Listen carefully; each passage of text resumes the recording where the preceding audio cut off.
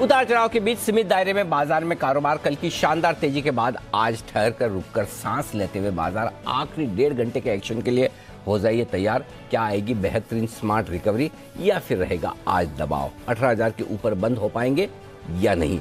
ढेर सारे सवाल है, जवाब है तैयार। स्वागत है आप सबका फाइनल ट्रेड में। नमस्कार, मैं हूं अनिल सिंधी और नमस्कार, मैं हूं दीपांशु भंडारी। बाजार अच्छे मूड में है। रेंज बाउंड ट्रेड के बाद अब वापस थोड़ी चुस्ती आती हुई दिख रही है। निचले स्तर से रिकवरी है।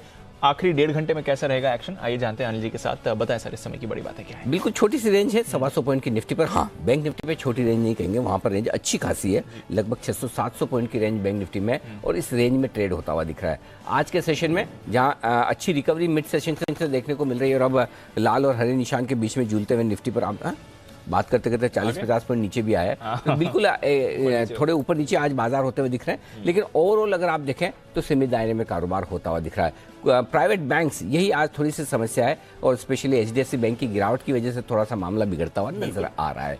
अब आइए, क्या है मजबूत? एफएमसीजी, ऑटो, सरकारी बैंक और मेटल, ये आपके लिए खरीदारी दिखा रहे हैं। वहीं मिड कैप और स्मॉल कैप शेयरों में भी तेजी का रुझान है, 1% ऊपर है। डाउ फ्यूचर्स हल्के हरे निशान में आपको दिखेगा और यूरोप के बाजारों में सुस्ती के साथ हल्की फुल्की खरीदारी का माहौल है। एशियाई बाजारों में छुट्टी का माहौल है। 2-3 बड़े बाजार चीन को मिलाकर आज बंद है। तो बिल्कुल शांति, एकदम आराम से सब लंबी सांस लेकर आराम करने के मूड में होते हुए दिख रहे हैं। वो आजकल जब नई नई गर्मियों की शुरुआत होती है ना, तो दिन में लंच करने के बाद में जो एक झपकी लेने का आनंद है, हाँ, वैसे माहौल में आज बाजार दिख रहे हैं आपको दुनिया भर के। हम नहीं, दुनिया भर के, हम तो एक्शन में। हाँ। चलिए, तो बताइए सर, थोड़ा रेंज बाउंड रहे थे। इनफैक्ट वही 12:30-1 बजे तक एकदम रेंज बाउंड थे, फिर एक अटेम्प्ट आया रिकवरी का, अब वापस वहीं उन्हीं लेवल्स पर आ गए जहां पर रेंज थी। क्या चल रहा है? यही एचडीएफसी की वजह से है और भी थोड़ा कुछ? इंपॉर्टेंट ये है दीप की निचले स्तर से रिकवरी आई और अटेम्प्ट किया है थोड़ा ऊपर आने का। लेकिन साथ ही साथ आप देखें तो दोनों तरफ के ट्रेड बराबर होते दिख रहे हैं। जितना तेजी का कॉन्फिडेंस है लोअर लेवल पर, उतना ही प्रॉफिट बुकिंग भी आती दिख रही है। क्यों और क्या हो रहा है? जो 2 चीजें आज सुबह हमने हाईलाइट की थी कि जिनकी वजह से बाजार ऊपर रुकेंगे, अटकेंगे, एक एफआईएस का 76% का इंडेक्स लॉन्ग पोजीशन और दूसरा पुट कॉल रेशियो आपका 1.35 पर हायर साइड पर। तो उनमें से अब एफआईएस की इंडेक्स लॉन्ग पोजीशन घटकर कितनी हो गई होगी, ये तो कल सुबह पता चलेगा डेटा आने के बाद। वो तो मेरे हाथ में नहीं है, लेकिन एक चीज जो मेरे हाथ में वो मैं आपको बता सकता हूँ जिससे आपका चेहरा थोड़ा सा खिल जाए, और वो ये है कि एफआईएस की जो पुट कॉल रेशियो जो 1.35 से घटकर 1.17 पर आया, 17-18 बेसिस पॉइंट घट गया, तो थोड़े बाजार हल्के हो गए आज सुबह के फर्स्ट हाफ की मूड को देखते हुए। बैंक निफ्टी पर उससे कहीं बेहतर हुआ है, 1.48 का पुट कॉल रेशियो 1.16 पर। तो ओवरबॉट जो बैंक निफ्टी का पुट कॉल रेशियो, अब आप देखिए, सुबह हम निफ्टी में कह रहे थे निफ्टी ओवरबॉट के नजदीक है, लेकिन बैंक निफ्टी का पुट कॉल रेशियो ओवरबॉट हो चुका है। पहले कौन गिरा? Bank Nifty. ज्यादा कौन गिरा? Bank Nifty. ये कमाल है डेटा का। अगर कोई खबर ऐसी वैसी नहीं आएगी अच्छी या खराब, तो डेटा ही काम करेंगे, और इसीलिए एग्जैक्टली बैंक निफ्टी का करेक्शन ज्यादा हुआ। बैंक निफ्टी का पुट कॉल रेशियो भी ज्यादा घटकर आ गया, 30 बेसिस पॉइंट घट गया, हल्के हो गए थोड़े बाजार। करेक्ट। सो अगर क्लोजिंग तक अगले 1.5 घंटे में हम रिकवरी ना दिखाएंगे तो थोड़े और हल्के हो जाएंगे, और जब ज्यादा हल्के हो जाएंगे तो कल सुबह के लिए हम आराम से अच्छी शुरुआत करने का सोच सकते हैं। और अगर हल्के ना होकर थोड़ा बढ़ गए तो भी ठीक है, कोई दिक्कत नहीं। तो ओवरऑल मार्केट का सेटअप अच्छा है, कहीं कोई चिंता की बात नहीं। तेज दौड़ लगाने के बाद सांस लेना ठीक है, और वही सांस लेने का काम बाजार कर रहे हैं। सो इंपॉर्टेंट सपोर्ट लेवल के आज का आपका स्टॉप लॉस 17,950 था। ट्रिगर हुआ? नहीं हुआ। करेक्ट।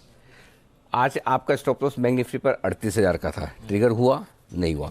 38,090 लो है, 17,961 लो है, 11 पॉइंट से बजा। सो ठीक है, ये तेज दौड़ लगाने के बाद थोड़ा यहाँ वक्त बिताए। अब यहाँ पर हमें क्या समझना है? 2 चीज। अगर 17,950 के नीचे जाकर ट्रेड करना शुरू कर दें, आज बंद होते हैं हम, तो फिर हो सकता है एक 17,700, 17,800 तक की जगह बनेगी और वहां पर दमदार खरीदारी फिर होगी। अगर ऐसा हुआ तो या तो यहीं रुक जाना है 17,950, नहीं तो 150 से 250 पॉइंट की जगह खुलेगी और वहां पर तगड़ी खरीदारी हुई। क्योंकि जो 17,700 के गैप से आप सीधा 18,300 तक भागे, 18,100 तक भागे ना, तो वहां पर थोड़ी सी एक बार वहां पर आके गैप फिलअप कर दे, थोड़ा टाइम पास हो जाए फिर वापस चल जाएंगे। तो आइदर चीज। दूसरा, अगर ऐसा नहीं होता है और 18,125 पार करके टिक गए, तो भी फिर बड़ी खरीदारी होगी। सो हम दोनों चीजों पर फोकस करेंगे। 3 लेवल मेरे लिए इंपॉर्टेंट है अब। 18,125, इसके ऊपर बिना किसी के इन्विटेशन के इंतजार करके भरपूर खरीदारी करनी। 17,950 मेरे लिए एक तरह से स्टॉप लॉस का लेवल आज क्लोजिंग बेसिस पे। अगर इसके नीचे गए तो 17,700, 17,800 में दमदार खरीदारी, बस इसके अलावा और कुछ नहीं कमेंट्री में। समझ गया। ठीक है, एकदम तो अभी टाइम पास के मोड 100%। और तब तक जब तक ये इंपॉर्टेंट लेवल नहीं तोड़ता है, व्यू पॉजिटिव ही रखिए। अगर आपका एकदम शॉर्ट टर्म व्यू है 17,950 तक के ऊपर है, पॉजिटिव है। थोड़ा मीडियम टर्म व्यू है 17,700 17,800 के ऊपर है, पॉजिटिव है। और बहुत एक्सट्रीम तेजी का व्यू है 18,125 के ऊपर, बहुत तेजी में। तीनों तरह के लोगों के लिए व्यू दे दिया है। अंडरस्टूड। ठीक है सर, ठीक है, क्लियर है। तो ये है आपके लिए इस समय बाजार पर अनिल जी की राय। आइए थोड़ी देर में सर से स्ट्रैटेजी भी लेंगे, डेटा भी समझेंगे, जान लेते हैं तब तक खबरों वाले शेयर्स और साथ ही आज के कुछ। और इसमें एक चीज और कहना चाहता हूँ, माफ कीजिएगा दीप, बैंक निफ्टी का भी मैं बता रहा हूँ। बैंक निफ्टी 38,000 के नीचे जाएगा, जो आपके 17,950 का मामला है, वो 38,000 के नीचे अगर बैंक निफ्टी जाएगा तो समस्या है। जब तक 38,000 के ऊपर है बैंक निफ्टी फर्स्ट क्लास, कोई दिक्कत नहीं। जो 17,700 17,800 की रेंज की जो हम बात कर रहे हैं निफ्टी में, उसमें बैंक निफ्टी के लिए जो लेवल निकल कर आता है दीप, वो आता है 37,700 37,800 के आसपास, 37,600 37,700 के आसपास आता है। तो जब तक 37,600 के नीचे बैंक निफ्टी नहीं जाता है तब तक कोई चिंता नहीं है। ठीक है सर, अंडरस्टूड। आइए फिर खबरों वाले शेयर्स और ट्रिगर्स, कुशल और वरुण के साथ। कुशल, गुड आफ्टरनून, बताएं ट्रिगर्स। देखिए दीपांशु, यहाँ पर ट्रिगर्स में सबसे पहले कल के इवेंट्स में मैं बता दूं, जिसमें आरबीआई की जो मॉनेटरी पॉलिसी है वो कल से शुरू होती हुई नजर आएगी। तो ऑल इंपॉर्टेंट यहाँ पर सबसे बड़ा फोकस रहेगा। साथ ही आरबीआई की पिछली पॉलिसी की एमपीसी के मिनट्स जो हैं वो भी जारी होते हुए दिखेंगे। इनफैक्ट आईडीएफसी लिमिटेड भी फोकस में रहेगा। अंतरिम डिविडेंड को लेकर बोर्ड बैठक होने वाली है। एशियन ग्रेनिटो यहाँ पर भी राइट्स इशू को लेकर बोर्ड बैठक होती हुई दिखेगी। गुरुवार 7 अप्रैल नंबर्स के लिहाज से शुरुआत हो जाएगी Q4 के नतीजों की, जिसमें स्टर्लिंग SW सोलार जो है अपने नंबर्स डिक्लेयर करते हुए नजर आएंगे। साथ ही गल्फ ऑयल लुब्रिकेंट्स, इसका बाईबैक जो है 7 अप्रैल को बंद होता हुआ नजर आएगा। 85 करोड़ का कुल ये बाईबैक है। प्राइस 600 रुपए प्रति शेयर तय किया गया था। टाटा ग्रुप कंपनी इनफैक्ट अपना जो सुपर ऐप न्यू जो है वो लॉन्च करती हुई नजर आएगी। तो ऐसा एक्सपेक्टेशन है कि 7 या 8 तारीख को ये ऐप लॉन्च होगा। आरबीआई की एमपीसी जो मीटिंग्स ऑफ द मिनट्स है वो जारी होते हुए दिखेंगे। और सुप्रीम पेट्रोकेम यहाँ पर कैपिटल रिडक्शन की जो एक्स डेट है वो होती हुई नजर आएगी। ओके, तो ये है आपके लिए सारे के सारे खबरों, सारे के सारे ट्रिगर्स जहां पर आपको रखनी है नजर। कल से तो एमपीसी की बैठक भी शुरू हो रही है। 3 दिन वाली है। 3 दिन वाली। 3 दिन वाली है। तो 8 को पॉलिसी कब रखी है? 8 को 8 तारीख 8 तारीख वार बताओ ना। फ्राइडे। शुक्रवार। हाँ, शुक्रवार 8 तारीख। ओके, शुक्रवार 8 तारीख को क्रेडिट पॉलिसी। तो इस बार की क्रेडिट पॉलिसी थोड़ी इंटरेस्टिंग होगी। करेक्ट। ग्लोबल मूड माहौल में और अमेरिका में। हाँ, फॉर्मल्स पहनने पड़ेंगे। हाँ, शुक्रवार को ये तो सोचा ही नहीं। इस बार तो ठीक है, ओके, विचार किया जाएगा।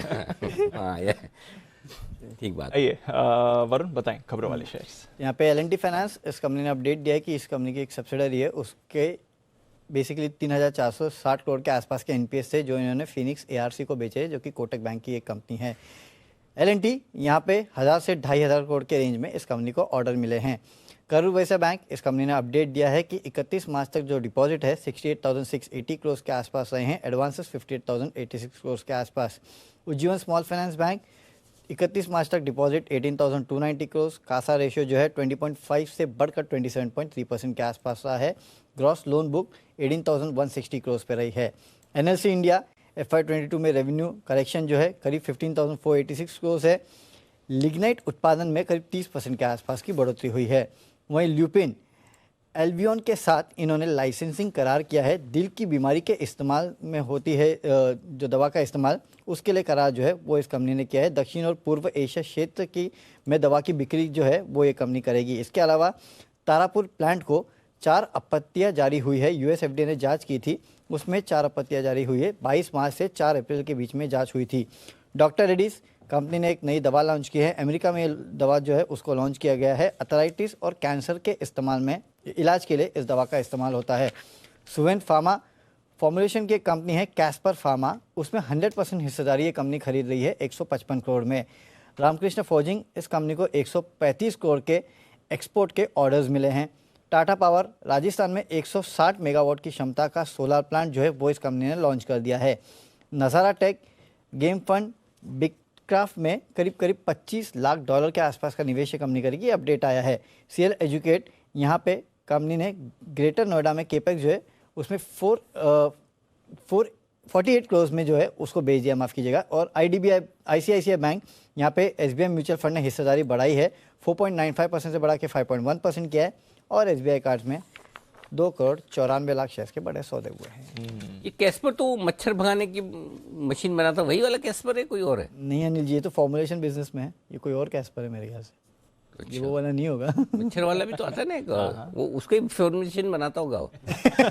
देखते हैं नहीं होता इसके अंदर भरते ऑयल हैं। होती है और फिर वो भरते नहीं, हैं एक लिक्विड। तो पहले तो वो कछुआ छाप अगरबत्ती आती थी, जिसका धुआं आंखों में जाता था। Correct। धीरे धीरे टेक्नोलॉजी बढ़ी हुई, फिर वो मैट लगाना शुरू हुआ। हाँ हाँ, मैट लगा के गर्म करते थे। ब्लू कलर का रहता था। हाँ, ब्लू कलर का। जो व्हाइट हो जाता तो पता चल जाता कि खत्म हो गया, अब इसको फेंक दो। जब तक व्हाइट नहीं होता तब तक लगा के रखो।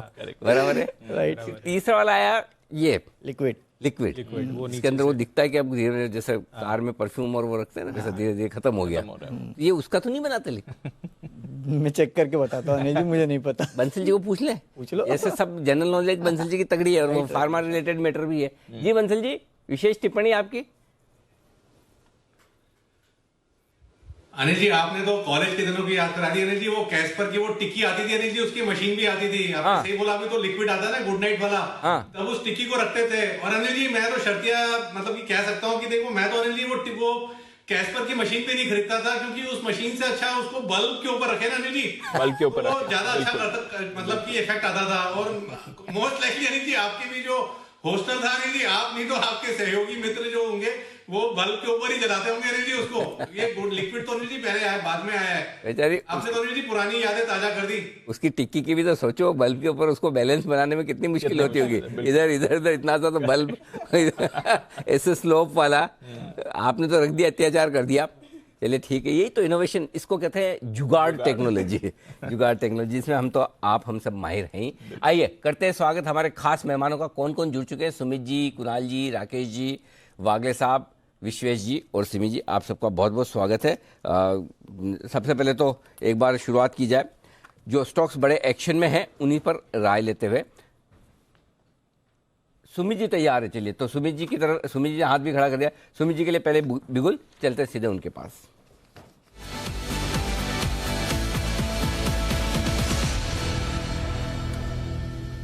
बताएं सुमित जी। Good afternoon Anil ji.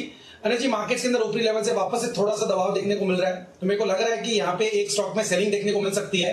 तो जो स्टॉक मेरे रडार पे आया है उसका अभी भाव चल रहा है फ्यूचर्स में 1872 रुपए, 1872। और आईटी स्टॉक है इन्फोसिस। इन्फोसिस के अंदर गिरावट देखने को मिल रहा है, पिछले 5 दिनों के लो ब्रेक हो रहे हैं और मेरे को लग रहा है कि इन्फोसिस यहां से 1 से 2 दिनों के अंदर 30 से 40 रुपए का फॉल दिखा सकता है। इन्फोसिस के अंदर 1890 यानी 18 पॉइंट का ऊपर में स्टॉप लॉस बैठेगा। 1890 का स्टॉप लॉस लगा के इन्फोसिस में यहाँ पे सीएमबी पे बिकवाली करें। नीचे में जो टारगेट देखने को मिल सकते हैं इन्फोसिस में, वो करीब करीब 1845 रुपए से लेके 1830 रुपए तक के देखने को मिल सकते हैं। 1845, 1830 ये 2 टारगेट्स को ध्यान में रखते हुए इन्फोसिस में बिकवाली करें 1890 के स्टॉप लॉस से। ओके, तो ये आपके लिए इन्फोसिस पर बिकवाली की रहा है, आईटी पर बिकवाली कर रहे हैं। हालांकि मिड कैप आईटी अच्छा परफॉर्म कर रहा है, बट लार्ज कैप में थोड़ा प्रेशर है इस समय। सिमी जी के लिए बिगुल, सिमी के नॉन स्टॉप शेयर्स।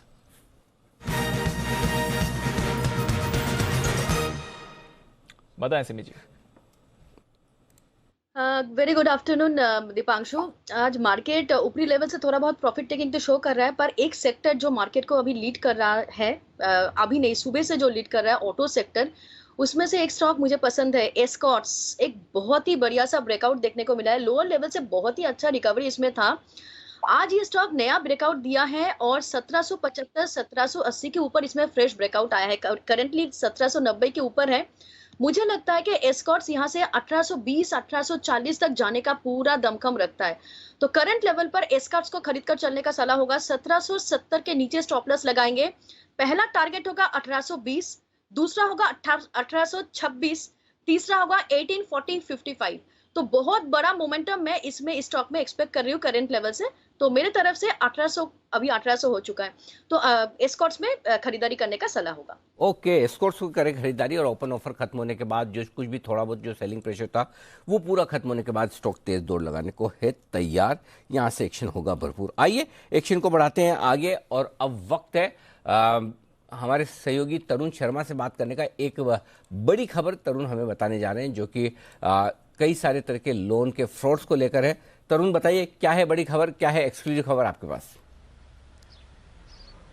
बिल्कुल सर, मैं बताना चाहूँगा जी बिजनेस ने एक स्टिंग ऑपरेशन किया था हफ्ता वसूली, उसका असर अब मिनिस्ट्री ऑफ होम अफेयर्स ने भी एक्शन लिया है, मिनिस्ट्री ऑफ कॉर्पोरेट अफेयर्स भी उस पर एक्शन ले रही है। एक कोऑर्डिनेशन के अंदर मिनिस्ट्री ऑफ होम अफेयर्स और मिनिस्ट्री ऑफ कॉर्पोरेट अफेयर्स ने करीबन 600 चाइनीज़ कंपनीज उनकी रडार पर है और उन पे मिनिस्ट्री ऑफ कॉर्पोरेट अफेयर्स ने इन्वेस्टिगेशन स्टार्ट कर दिया है। और दिलचस्प बात यह है कि ये जो कंपनीज़ हैं ये अलग अलग तरीके से ऊंचे दरों पे लोन प्रोवाइड कराती है, चाहे आप किसी डेटिंग ऐप पे हैं या किसी गेमिंग ऐप पे हैं और वहाँ पे यदि आपको कोई पेमेंट करना है तो ये जो चाइनीज़ ऐप हैं ये एक पॉपअप होंगे और वहाँ से आप यदि लोन लेते हैं ऊंचे दरों पे और यदि उसको आप नहीं चुका पाते तो अलग अलग तरह के थ्रेट, एक ब्लैकमेलिंग यहाँ से ये लोग करते हैं।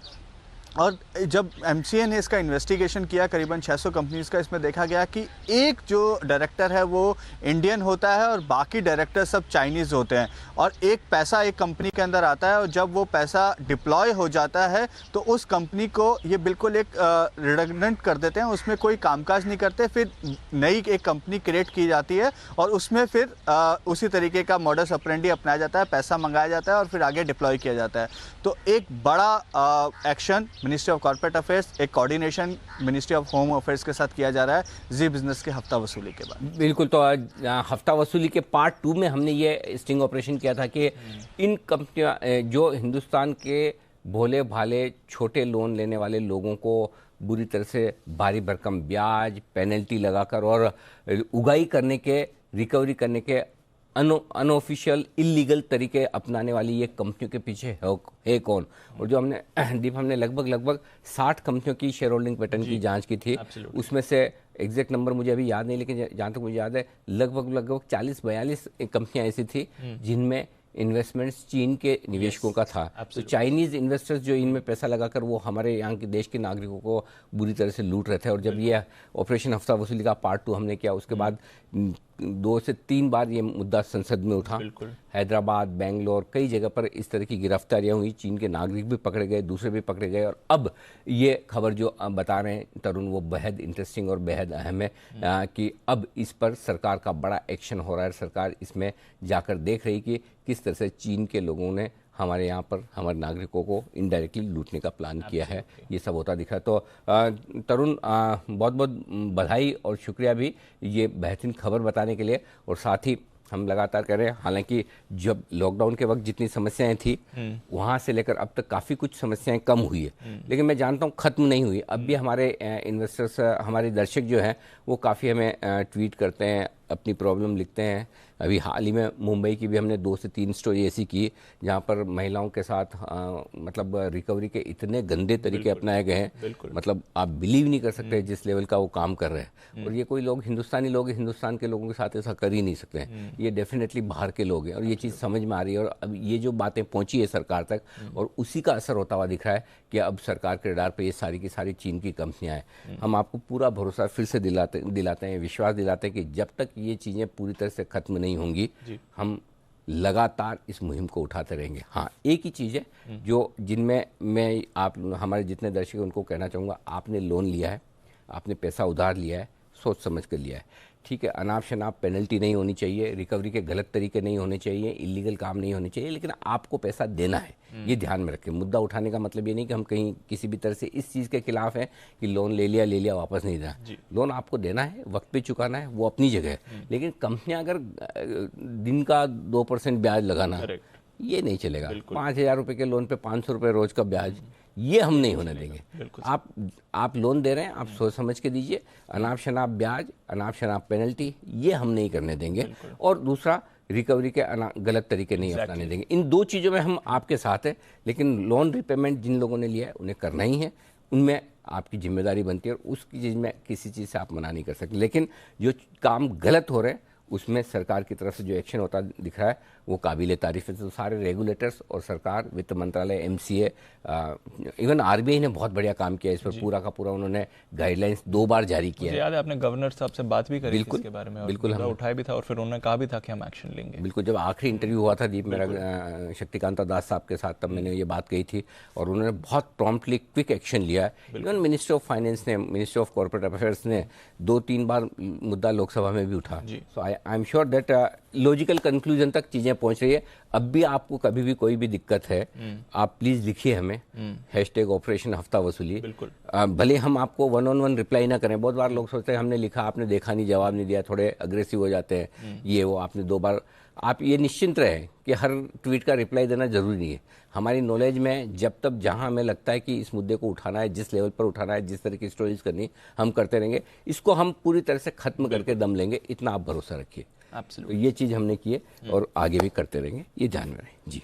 बिल्कुल सर, और आपके हित में हमेशा आवाज उठाएंगे ही हम। आइए कुछ और कॉल्स भी ले लेते हैं। एक स्पेशल पिक के लिए तैयार हैं राकेश जी, कुणाल जी।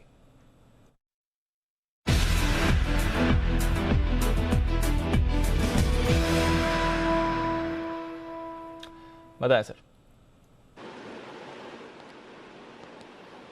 दिवांशु, अभी हमने रिसेंटली अदानी पोर्ट नीचे में रिकमेंड किया था, वो बोला था बड़ा अच्छा मूव आएगा, तो उसी सेम पैटर्न्स पर हमारा जो स्पेशल पिक वाला स्टॉक है वो है टाटा स्टील। टाटा स्टील में बेस बन चुका है और टाटा स्टील ने मेटल्स की रैली को लीड करा था। काफी समय से साइडवेज है, इसमें एक पॉजिटिव क्रॉसओवर लीडिंग इंडिकेटर्स पे देखने को मिल चुका है और जिस तरीके का टेक्निकल स्ट्रक्चर है, ये स्टॉक बिना किसी वार्निंग सिग्नल के बड़ी तेजी से भागने का दमखम रखता है। 1450, 1460 के लेवल्स इसी अप्रैल सीरीज में देखने को मिल सकते हैं। तो टाटा स्टील पर एक ओवरवेट खरीदारी की राय है। ओवर टू कुणाल जी। देखिए दीपांशु, बहुत ही बेहतरीन चार्ट फॉर्मेशन है और जैसे राकेश जी ने कहा कि हमने अडानी पोर्ट और आज अडानी एंटरप्राइजेस दोनों काउंटर्स में सेम पैटर्न नोटिस किया और अब वो टाटा स्टील में बनता हुआ दिख रहा है। चार्ट पर बड़ा ब्रेकआउट हुआ है, इन स्तरों पर बाय करके चलने की हमारी राय है। सबसे पहले एक स्टॉप लॉस रखें, छोटा सा स्टॉप लॉस रखना है 1340, 1340 के स्टॉप लॉस से बाय करें टाटा स्टील को। पहला टारगेट होगा 1390 रुपए का, 1390 का। इवेंचुअल टारगेट 1440 रुपए का है, तो 1440 तक के लेवल्स आपको टाटा स्टील में आते हुए दिखेंगे।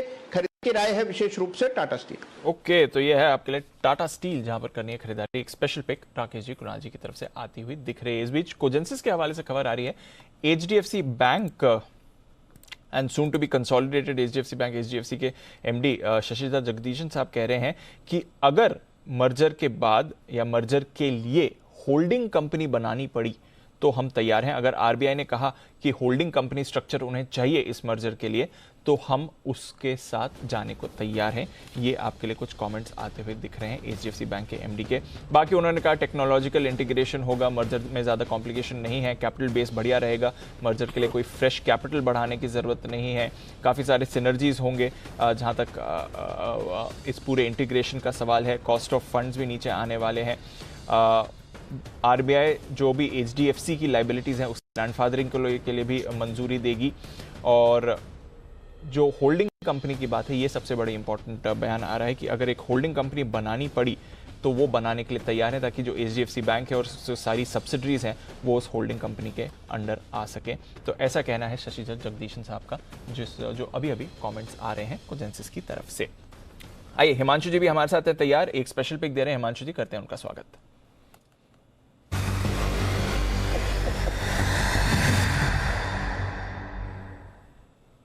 गुड आफ्टरनून हिमांशु जी, बताएं sir. Very good afternoon to you Deepanshu. Deepanshu, एक बहुत ही स्ट्रॉन्ग चार्ट फॉर्मेशन, एक ब्रेकआउट नजर में आया है और मैं इसको स्पेशल पिक के जरिए कवर करना चाहूंगा। देखिए, खरीदना है डिक्सन टेक्नोलॉजीज को।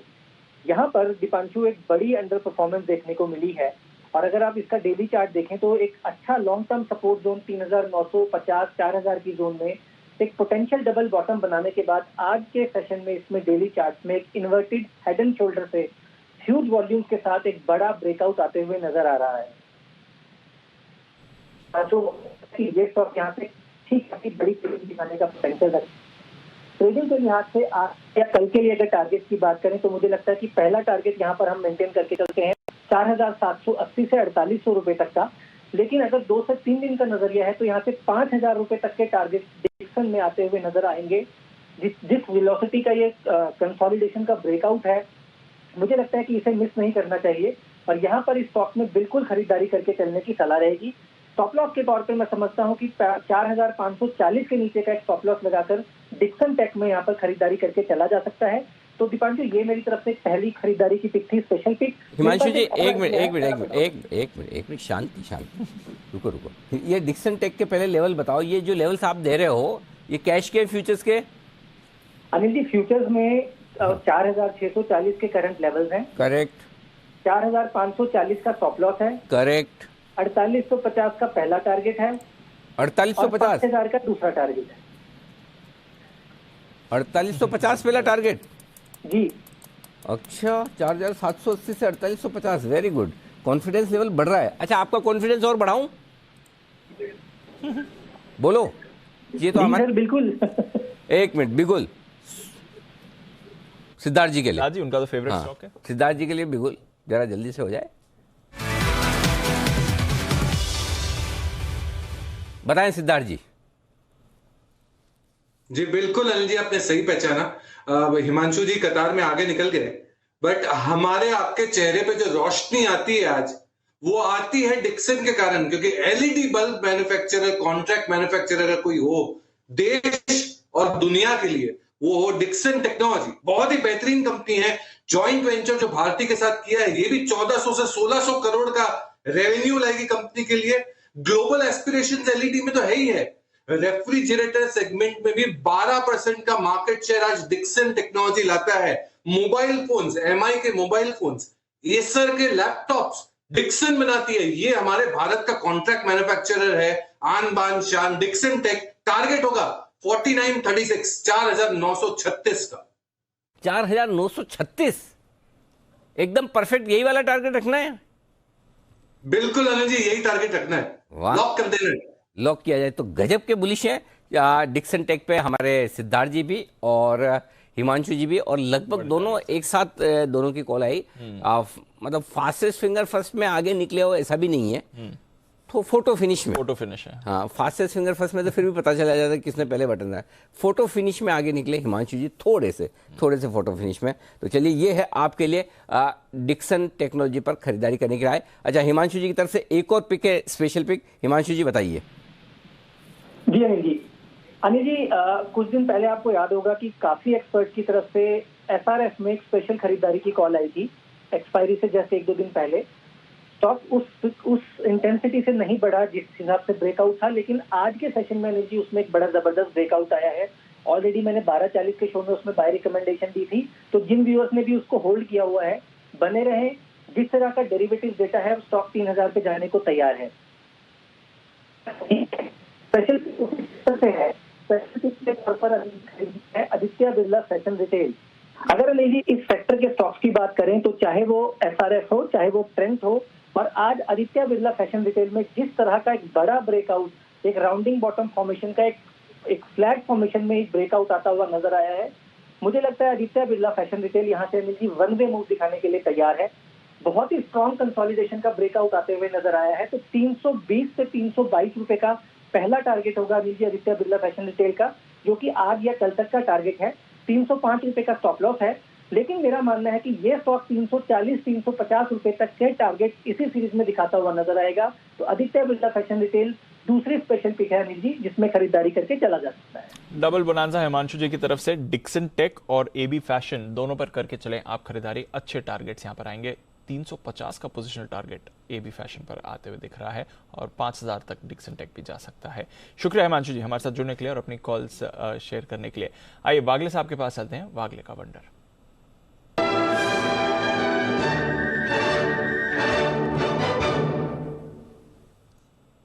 बताएं वागले साहब।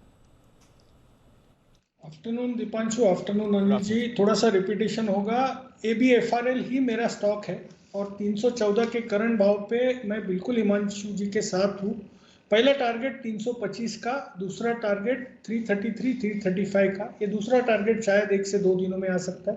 पहला टारगेट के आसपास हमको कल सुबह ये स्टॉक देखने को मिल सकता है, तो ये BTST करके बिल्कुल जा सकते हैं। आपका स्टॉप लॉस 311 का होना चाहिए। तो एबी फैशन, इस पर आप रखें नजर 311 के स्टॉप लॉस के साथ। वागले साहब को पसंद आ रहा है और साथ ही हिमांशु जी की तो स्पेशल पिक भी है। देखते हैं विश्वेश जी को क्या पसंद आ रहा है ट्रेड के लिए। बिगुल उनके लिए विश्वेश के विशेष।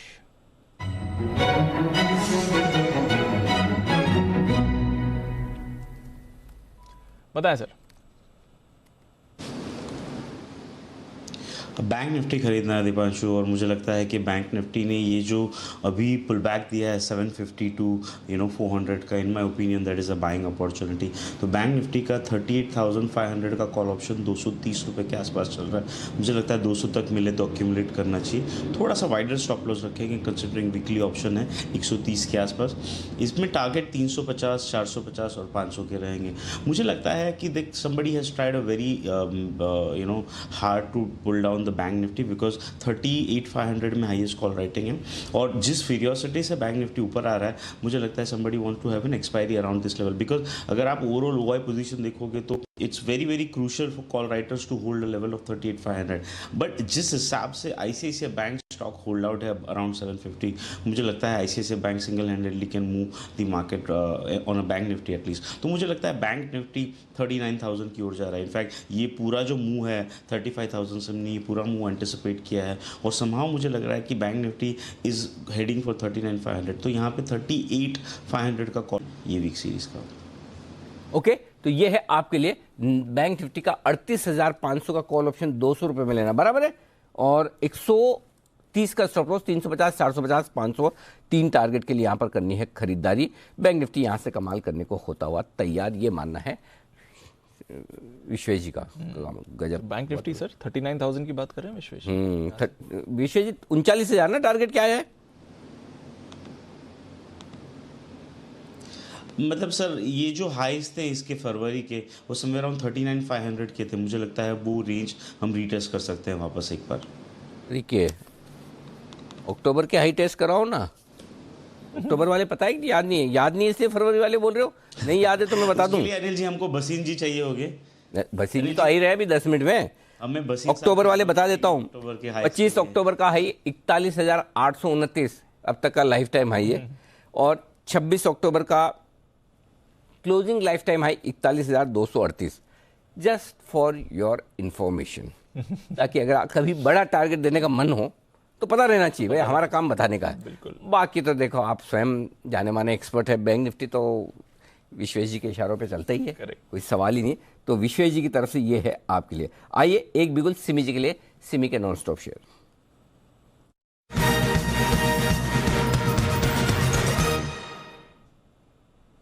बताएं सिमी जी। अनिल जी, एक बढ़िया सा ब्रेकआउट वोल्टास में देखने को मिला है। 1300 के ऊपर स्टॉक में 1350 तक जाने का पूरा गुंजाइश है। आज ही के आज 1350, 1370 ये दो टारगेट्स में 1370 तक आज नहीं जाएगा, फ्राइडे तक होल्ड करने के लिए कहेंगे। 1350 तक का रैली आज ही के आज मैं एक्सपेक्ट कर रही हूँ, तो वोल्टास में खरीदने का सलाह होगा। 1300 के नीचे क्लोजिंग बेसिस पर स्टॉप लॉस मेंटेन करें, स्टॉक को फ्राइडे तक होल्ड करें। 1350, 1370 ये दो टारगेट्स होगा वोल्टास में। 1350, 1370 टारगेट खरीदारी करने की राय वोल्टास में सिमी जी की तरफ से। आइए स्वागत करते हैं अब सेठी साहब का।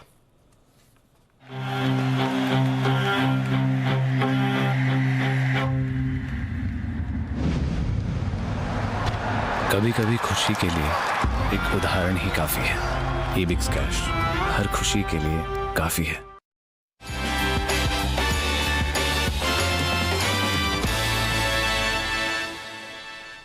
सेठी साहब स्वागत है आपका। पूछने की बात ही नहीं, खरीदारी की राय होगी। पूछने की बात ही नहीं, दोनों के दोनों खरीदारी के होंगे। हाँ, पूछने की बात ये कि दोनों कैश के हैं या कोई एफएनओ स्टॉक भी है, बस उतना बता दीजिए। Good afternoon Anil ji, good afternoon Deepanshu. Anil ji, बाजार में देखिए निफ्टी में 40 पॉइंट, भले ही निफ्टी थोड़ा नीचे दिख रहा है, but mid cap small cap में कहीं कोई रुकावट, कहीं कोई तकलीफ नहीं है। वहां पे धुआंधार तूफानी तेजी चल रही है। और हाल ही में रिकमेंडेड स्टॉक देख रहा था तो अनिल जी लिस्ट पूरी बहुत ही लंबी है, बट 2-3 दिन में ही जो रिकमेंड किए हुए हैं, Sigachi industries, graphite India, Borosil renewables, Subros, आज सुबह वाला वाटेक वबाग, ई-क्लेस, सब में टारगेट मीट हो गए। टारगेट के बहुत ऊपर चल रहे हैं सब स्टॉक।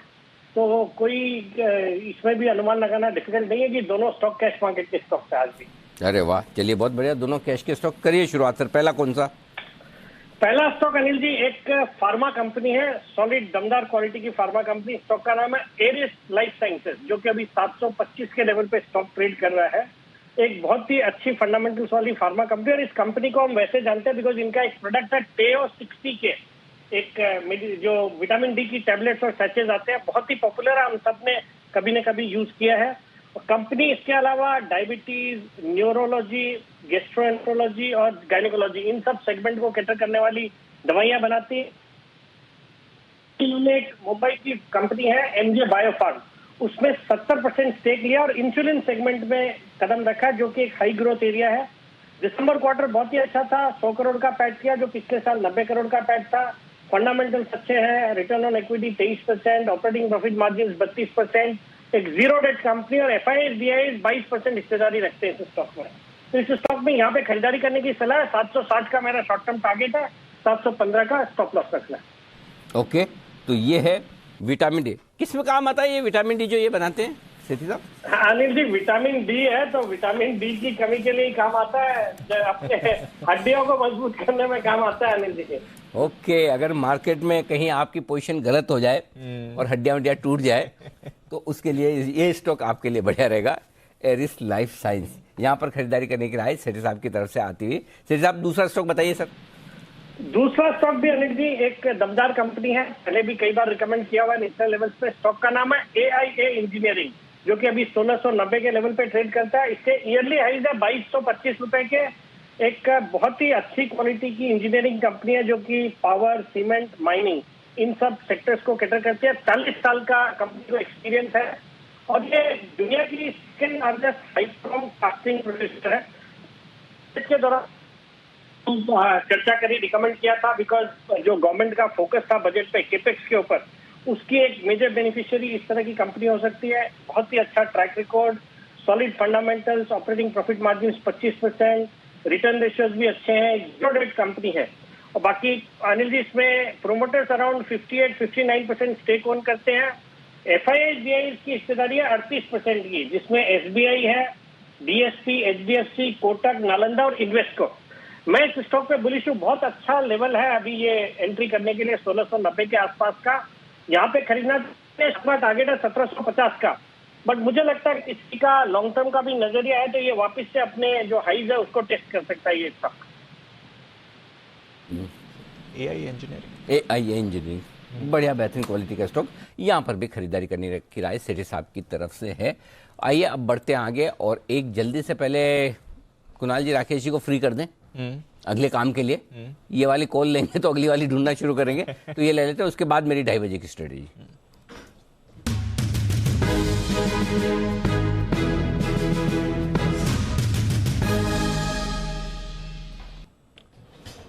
बताएं सर।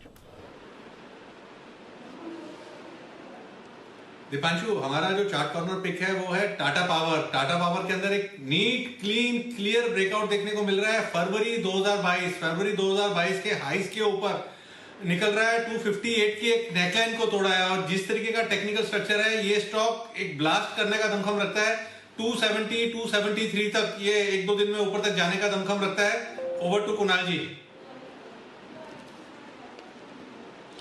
देखिए दीपांशु, जबरदस्त ब्रेकआउट टाटा पावर में आता हुआ दिख रहा है। 256 रुपए पर स्टॉप लॉस रखें, 256 के स्टॉप लॉस से बाय करना है टाटा पावर। पहला टारगेट होगा 265 रुपए का, इवेंचुअल टारगेट 270 रुपए का।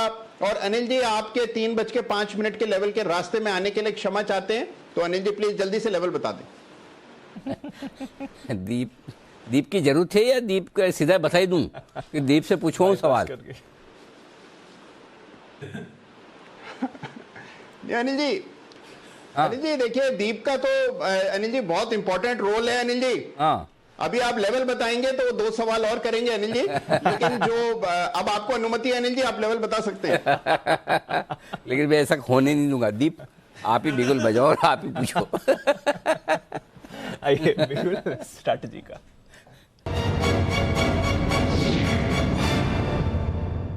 सर वैसे ही खतरा है आशु जी का भी, आप कुणाल जी को भी उसमें जोड़ रहे हैं तो मुश्किल नहीं, आपस में लड़ लेंगे, कोई टेंशन न लो। हाँ, अगर जिस दिन हमने ये डिसाइड कर लिया कि मैं सिर्फ एक एंकर लूंगा, तब आपस में अपने आप लड़ लेंगे, टेंशन न लो। हमारे पास सॉल्यूशन है सारी चीजों का। बट फिर भी एक एंकर आप लेंगे? नहीं, फिर लेंगे नहीं ना। चलिए एकदम सपाट सर। डाउ फ्यूचर्स बिल्कुल मूवमेंट नहीं है इस समय, और नास्डैक फ्यूचर्स में हल्की फुल्की, यहाँ पे भी एकदम सपाट ही हो गया बिल्कुल। तो डाउ फ्यूचर्स, नास्डैक फ्यूचर्स एक एक पॉइंट की मूव दिखा रहे हैं सर। यूरोप में सुस्ती है, जैसे हमारे बाजार सुस्त हैं वैसे यूरोप के बाजार सुस्त हैं, मामूली गिरावट है। और कच्चे तेल में जो बाउंस बैक आया था वो सस्टेन कर रहा है सर। $109 पर ब्रेंट अभी भी कायम है, तो वो थोड़ी चिंता की बात है, बट अदरवाइज ठीक ठाक एक्शन है। ग्लोबल मार्केट्स एकदम सपाट है और हमारे बाजार भी इस समय हल्की फुल्की गिरावट दिखा रहे हैं। क्या करना है सर? हाँ दीप, देखिए ऐसा कोई समस्या, देखा वही वाली 2:30 बजे वाला जो 2 बजे वाला जो मामला है, 17,950 के नीचे बंद होगा तो हम 17,700 17,800 की रेंज में खरीदेंगे। 17,950 के ऊपर बंद होता है तो हमें कोई दिक्कत नहीं, जो है पोजीशन उसको मेंटेन करेंगे।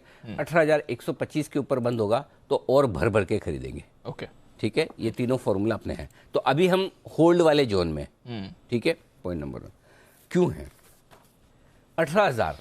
बहुत कम बार ऐसा होता है दीप के मंथली सीरीज की शुरुआत हो और एक ही पॉइंट पर, एक ही लेवल पर, और वो भी बहुत बड़ा वाला लेवल हो, जहां पर हाईएस्ट ओपन इंटरेस्ट पुट में भी और कॉल में भी। अच्छा, हाँ, 18,000 के पुट पर 93 लाख शेयर हैं, 18,000 के कॉल पर 72 लाख शेयर है। 18,000 के पुट पर 40 लाख शेयर आज जुड़े हैं, 18,000 के कॉल पर 18 लाख शेयर आज जुड़े। इन डेटा को देखते हुए इस बात की पूरी संभावना बनती है कि आप आज 18,000 के ऊपर बंद होंगे, ठीक है। लेकिन मार्केट है, समझो डाउ फ्यूचर 150 नीचे हो गया, 100 नीचे हो गया, कुछ भी हो सकता है, यू नेवर नो जी। 3 बजे का जो लेवल है वो 18,000 की है। बेसिकली 17,975 18,025। 3:05 से पहले अगर आप 18,025 पार करके टिक जाएंगे तो आप बढ़िया क्लोजिंग के लिए तैयार हो रहे हैं। उससे पहले 17,975 तोड़ देंगे तो आप खराब क्लोजिंग के लिए तैयार हो। ये 50 पॉइंट की रेंज में टाइम पास है, क्योंकि पोजीशन जिस तरह से बनी हुई है थोड़ी सी पुट पर ज्यादा बेहतर है, यानी हल्की सी तेजी की साइड में, हल्की सी तेजी की साइड में। अब इस हल्की सी तेजी की साइड में पोजीशन को 18,000 के ऊपर की क्लोजिंग देने के लिए थोड़ा सा डाउ फ्यूचर से 40-50 पॉइंट की मदद चाहिए, ज्यादा भी नहीं चाहिए। ऐसा भी नहीं है कि मतलब बहुत ज्यादा 200-150 पॉइंट बढ़ जाए, 40-50 हरे में आ जाए बस तो भी काम हो जाए।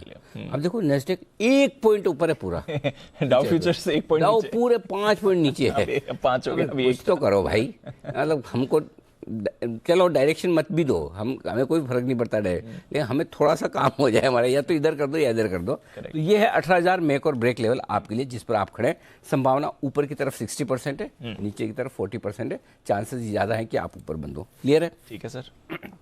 ऊपर होंगे तो कितना जाएंगे? 18,100 के ऊपर की क्लोजिंग होने की संभावना कम है। 18,100 के कॉल पर 51 लाख शेयर है, और नीचे 17,900 के नीचे भी नहीं जाएंगे, वहाँ 44 लाख शेयर है। सो आप पैक हैं 200 पॉइंट की रेंज में और 18,000 मेक और ब्रेक, और दोनों में से अगर एक मुझे बोलेंगे तो चांस थोड़े से ऊपर की तरफ के ज्यादा बन रहे हैं।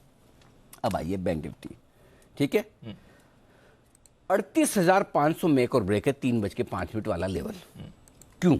38,500 के पुट पर है 23 लाख शेयर और 38,500 के कॉल्स पर है 26 लाख शेयर।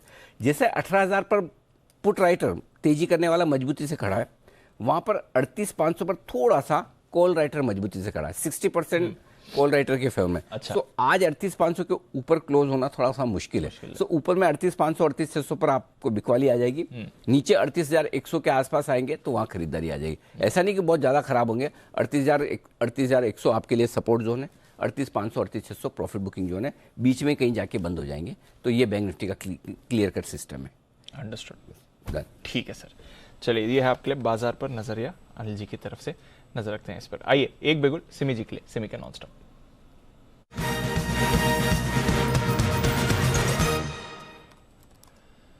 बताएं सिमी जी। दीपांशु, अभी एक स्टॉक में मुझे लगता है कि खरीदने का सलाह देना चाहिए। एक तो अशोक लेलैंड, मैंने शो के शुरुआत में दिया था एस्कॉर्ट्स, वो चल गया है। वोल्टास भी चला है। मेरा कल का पिक ऑफ द वीक था टाटा पावर, 245 में दिया था, आज 260 हो गया है। आज सुबह मैंने टाटा मोटर्स दिया था, टाटा मोटर्स भी डे हाई में आ गया है। 455 के आसपास दिया था, 461-62 का अभी भाव है। तो कॉल्स चल रहा है मार्केट में, हो सकता है थोड़ा सा प्रॉफिट टेकिंग आ रहा है, पर एक स्टॉक में बहुत बढ़िया सा मोमेंटम देखने को मिला है, वो है अशोक लेलैंड। बहुत ही बढ़िया सा तेजी मैं यहाँ पे एक्सपेक्ट कर रही हूँ अनिल जी। मुझे लगता है कि ये स्टॉक अभी 130-132 तक जाने के लिए तैयार हो गया है।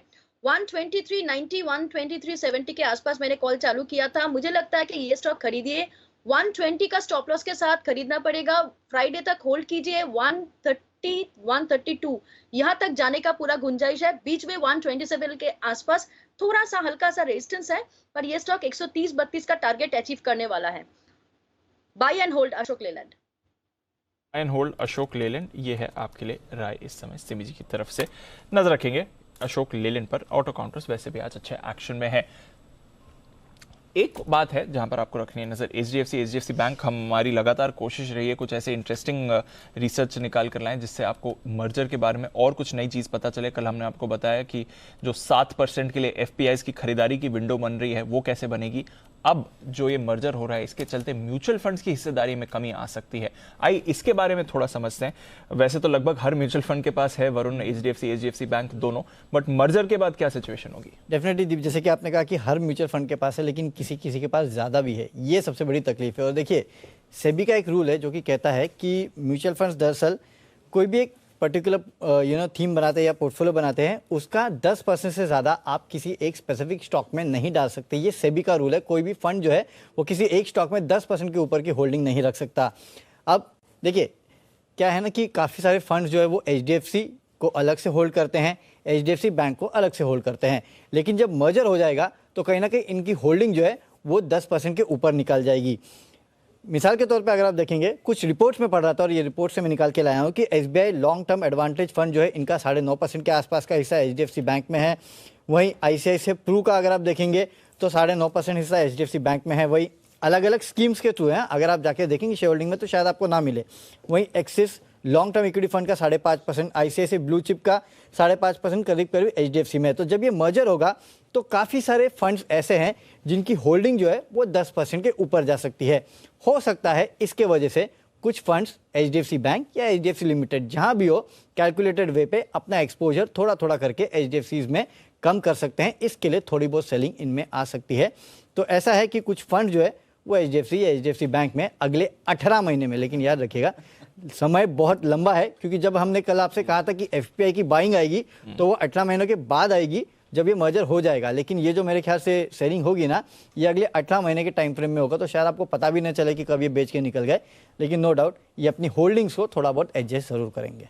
तो बेचने के सामने बायर भी तैयार ही है। बायर तैयार ही, और खुदा ना खासा तब तक अब वो एफपीआई का तो तब तक खुलेगा नहीं तो यही ले लेते। हाँ, तो बहुत लोग तैयार हैं, बहुत तैयार है बेचने में। तो कोई मतलब म्यूचुअल फंड बेचेगा 7% उधर भी तो खुल रहा है ना। हाँ, वो इनको कितना बेचना है? इनको अनिल जी देखिए, अब हर फंड का अलग है, किसी का 10% के ऊपर है, किसी का 10% के नीचे है, तो ज्यादा तो है नहीं। कुल मिला के फंड्स के पास भी ज्यादा है नहीं, क्योंकि एफपीआई के पास ही 70-75% है।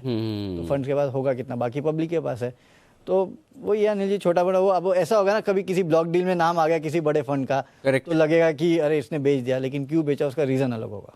परफेक्ट। तो चलिए, ये है आपके लिए HDFC mutual fund, HDFC bank और एचडीएफसी लिमिटेड में म्यूचुअल फंड्स की होल्डिंग जो कि कम हो सकती है जब दोनों कंपनियां एक हो जाएगी। 2 साल का टाइम है, 1.5-2 साल तो लगेगा, और तब तक कोई टेंशन और होगी तो भी एफआईज तब तक तैयार हो जाएंगे कमर कस के खरीदारी करने के लिए। आइए बढ़ते आगे, वक्त 2:45, मुलाकात करेंगे वसीम साहब से।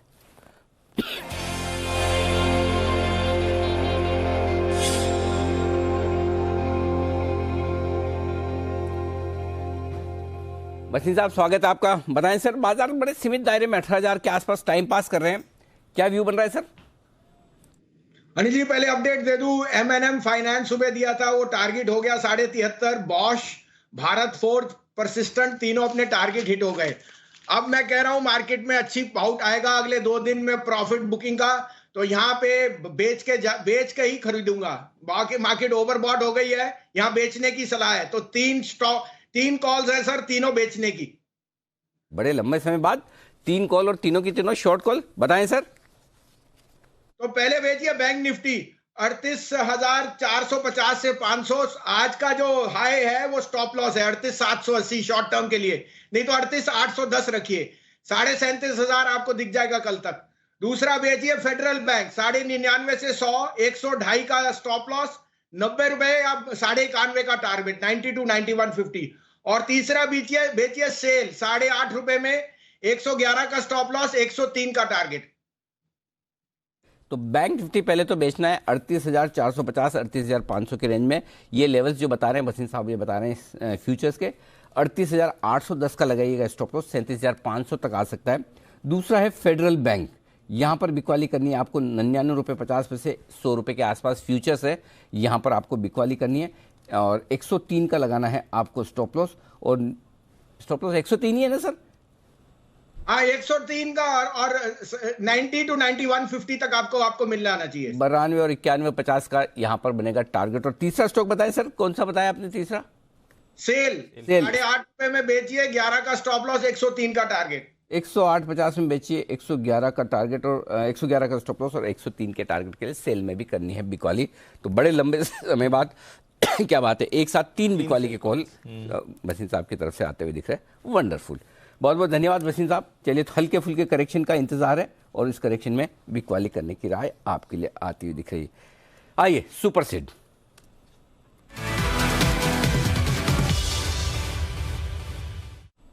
बताएं सिद्धार्थ जी। दीपांशु, ये विज्ञापन का एक स्टेटमेंट है, वो आपको थोड़ा गेस करना है। Wires which don't get fire. Havells आपका कई बार आपका फेवरेट स्टॉक। बताएं सर, आज तो बढ़िया एक्शन में भी है। इनफैक्ट सुबह से ही तेजी में, सुबह 2% ऊपर था, अभी थोड़ी देर पहले मैं देखा 6% की तेजी आ रही थी इसमें सर। तो बिल्कुल सही, हैवेल्स पे खरीदारी की राय है। पहले टारगेट बता दूं, यहां से 100 रुपए ऊपर 1362 1362 के टारगेट के लिए पोजिशनल बाई है हैवेल्स पे। वायर्स का बिजनेस तो बहुत बेहतरीन कर रहा है, lightings, appliances, switch gears, fans और भी कितने सारे प्रोडक्ट। और जो भी प्रोडक्ट के नाम लूं जिसमें मार्केट शेयर दमदार है हैवेल्स का, हैवेल्स पे खरीदारी की राय है। 14 मैन्युफैक्चरिंग प्लांट, 1.25 लाख से ज्यादा रिटेल आउटलेट, इनकी रीच, इनका नाम, इनका ब्रांड एक number Havells. Strong balance sheet वाली कंपनी, रिटर्न ऑन इक्विटी 20% की, फैसिलिटीज काफी बेहतरीन। और यहां पे आने वाले समय में मैं मानता हूं कि जो भी रॉ मटेरियल कॉस्ट की बढ़ोतरी आई है, ये पास ऑन होगी हैवेल्स द्वारा। हैवेल्स पे खरीदारी की राय, यहां से 100 रुपए का टारगेट रखे, मतलब 1362 का हैवेल्स पे खरीदारी की राय। 1360 पर खरीदिए, 1362 के टारगेट के लिए हैवेल्स। और ये तब सिद्धार्थ जी कॉल दे रहे हैं जब ऑलरेडी 6-6.5% स्टॉक ऊपर आपको दिख रहा है। तो कॉन्फिडेंस है कि यहां से भी और अच्छे रिटर्न्स हैवेल्स आपको दिखा सकता है। सिद्धार्थ जी की तरफ से खरीदारी करें हैवेल्स पर आ रही है। केईसी इंटरनेशनल जरा इसे भी पुल अप करिए। 945 करोड़ रुपए के ऑर्डर्स कंपनी को मिलते हुए दिख रहे हैं इस समय। 2% 3% ऊपर अब आपको स्टॉक भी दिखेगा। एग्जैक्टली 400 के लेवल पर केईसी इंटरनेशनल आते हुए दिख रहा है। इनफैक्ट ऑर्डर विन के बेसिस पर थोड़ा एक्शन भी आ रहा है स्टॉक में। जरा सिमी जी एक बार केईसी इंटरनेशनल का चार्ट देखें। इनफैक्ट मुझे लगता है कि ये स्टॉक दीपांशु, मुझे लगता है काफ़ी शानदार है, एकदम लोअर लेवल से है और बहुत अच्छा शानदार रिकवरी इसमें देखने को मिल सकता है। मेरा जो टारगेट आ रहा है चार्ट पर वो मिनिमम 417 से 425 का हो रहा है, तो मुझे लगता है कि यहाँ पे खरीदारी की जा सकती है। पहला टारगेट होगा 417, दूसरा होगा 425 और तीसरा यहाँ पे एक रेजिस्टेंस एरिया है इसका। रेजिस्टेंस 432 से 447 के बीच में बहुत बड़ा रेजिस्टेंस है, पर करंट लेवल से बहुत अच्छा गुंजाइश है। तो मुझे लगता है कि करंट लेवल पर बहुत ही छोटा सा 5 से 10 रुपये का स्टॉप लॉस के साथ खरीदें। मैंने जो टारगेट्स दिया है 17, 25, उसके बाद 32 और 45, ये 3-4 टारगेट्स देखने को मिल सकता है। ओके, तो 32 और 45, 432 445 तक के टारगेट्स यहाँ पर आपको आते हुए देख सकते हैं। अलग अलग कारोबारों के लिए ऑर्डर्स मिले और देखिए बात करते करते और थोड़ा एक्शन उसमें आ रहा है। 4% की तेजी केईसी इंटरनेशनल के स्टॉक में आपको आती हुई दिखेगी। तो बढ़िया वाला मूव आपको केईसी में दिख रहा है। बढ़िया वाला मूव सारे पावर स्टॉक्स में आ रहा है। Tata power, Torrent power, power grid, NTPC, जबरदस्त तेजी यहां पर बनती हुई दिख रही है। टाटा पावर 7.5% ऊपर इस समय आपको आते हुए दिख रहा है। तो एक जबरदस्त स्पाइक टाटा पावर के चार्ट में आ रहा है। 270 का टारगेट दिया था, एक बार जरा वायदा कारोबार के लेवल्स भी टाटा पावर की पुल करें। 270 का टारगेट दिया था राकेश जी, कुणाल जी ने, और वो टारगेट हिट होते हुए दिख रहा है। 272 पर टाटा पावर इस समय आते हुए दिख रहा है। तो दोनों टारगेट हिट 265 270 के। बंसल जी बताएं आप क्या करना है टाटा पावर पर? देखिए, प्रॉफिट को बुक करना है। और दीपांशु, एक वो टारगेट हिट की भी एक बिगुल बना था किसी जमाने में, अब तो सुने हुए उसको भी अरसा हो गया है। तो इतनी फास्ट अगर टारगेट अचीव हुआ है तो एक बार बिगुल भी सुनवा दीजिए, टारगेट हिट वाला। बिगुल नहीं होता, स्टैम्प होता है सर। स्टैम्प में वो जैसे फिल्मों में नहीं चलती, गोली चलती फिर इसमें डिशक्याओं की आवाज आती है। आपको स्टैम्प पे जो आवाज निकालनी आप अपने हिसाब से एडजस्ट कर लो। धाड़ ऐसा ऐसे, और तो क्या है पेपर पे जब वो करते हैं। हाँ वो वैसा आई आवाज, यही वाली। हाँ बस हो गया सर, आवाज आई। नहीं अनिल जी, आवाज नहीं चाहिए अभी। आवाज आप दोगे तो लोग पीछे पड़ेंगे कि भैया स्टॉप लॉस की भी आवाज निकालो। ठीक है, अच्छा, जो लोग स्टॉप लॉस की वजह से बंसल जी के पीछे पड़ते हैं, कृपया ट्वीट करके मुझे बताएं।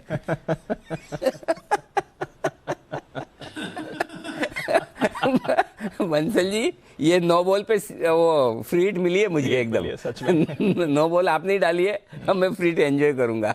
चलिए, ये तो बात हुई आपके लिए। बढ़िया मूव आ रही है सर, 7.5% टाटा पावर पे मूव आ रही है। सिद्धार्थ जी, कुछ चल रहा है क्या पावर कंपनीज में? कल भी एक्शन था, हालांकि सीईआरसी का जो ऑर्डर आया था वो वैसे तो सेंटिमेंटली नेगेटिव है, बट कल और आज पावर कंपनीज में बड़ी मूव, और स्पेशली जो टाटा पावर में आज चल रहा है सर। देखिए दीपांशु, मुझे लगता है कि रिन्यूएबल एनर्जी के जो स्टेक सेल है, इसमें काफी हलचल चल रही होगी टाटा पावर में, और ओवरऑल पर्सपेक्टिव से भी काफी स्टैग्नेंट और कंसोलिडेट कर चुका है 250 से 250 के बीच में टाटा पावर। तो मुझे लगता है कि अब यहाँ पे स्टेक सेल और सब कुछ मिला के अब टाटा पावर में एक ब्रेकआउट जरूर है। तो टाटा पावर मुझे लगता है कि फंडामेंटली भी एक पिछले क्वार्टर में 1000 ईवी स्टेशन तो बना लिए थे, अब ये क्वार्टर में यू नेवर नो कि अगर 2-2,500 ईवी स्टेशन की योजना इंस्टॉलेशन आ जाए तो टाटा पावर पे ईवी पे तो एकदम नजरें गिराई हुई है। टाटा पावर राजस्थान में भी 160 मेगावाट की क्षमता का सोलर प्लांट इन्होंने लॉन्च किया है, प्लस रिन्यूएबल बिजनेस के मोनेटाइजेशन या नए इन्वेस्टर लाने की बात तो चल ही रही है। तो टाटा पावर पर रखिए नजर, यहां पर आपको बड़ा एक्शन बनते हुए दिख रहा है। ओके, तो टाटा पावर पर रखेंगे नजर। Torrent power, power grid, NTPC, CESC, ये सारे के सारे पावर स्टॉक्स हैं जहां पर आपको अच्छी मूव आती हुई दिख रही है। चलते हैं वागले साहब के पास और देखते हैं उन्हें क्या पसंद आ रहा है। वागले का वंडर।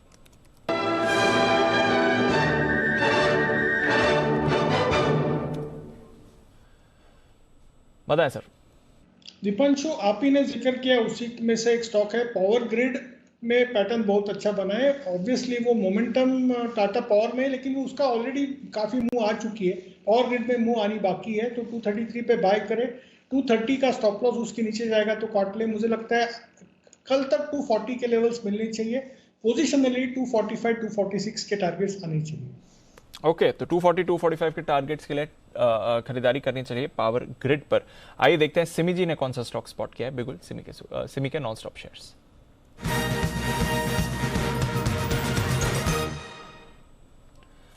बताएं सिमी जी।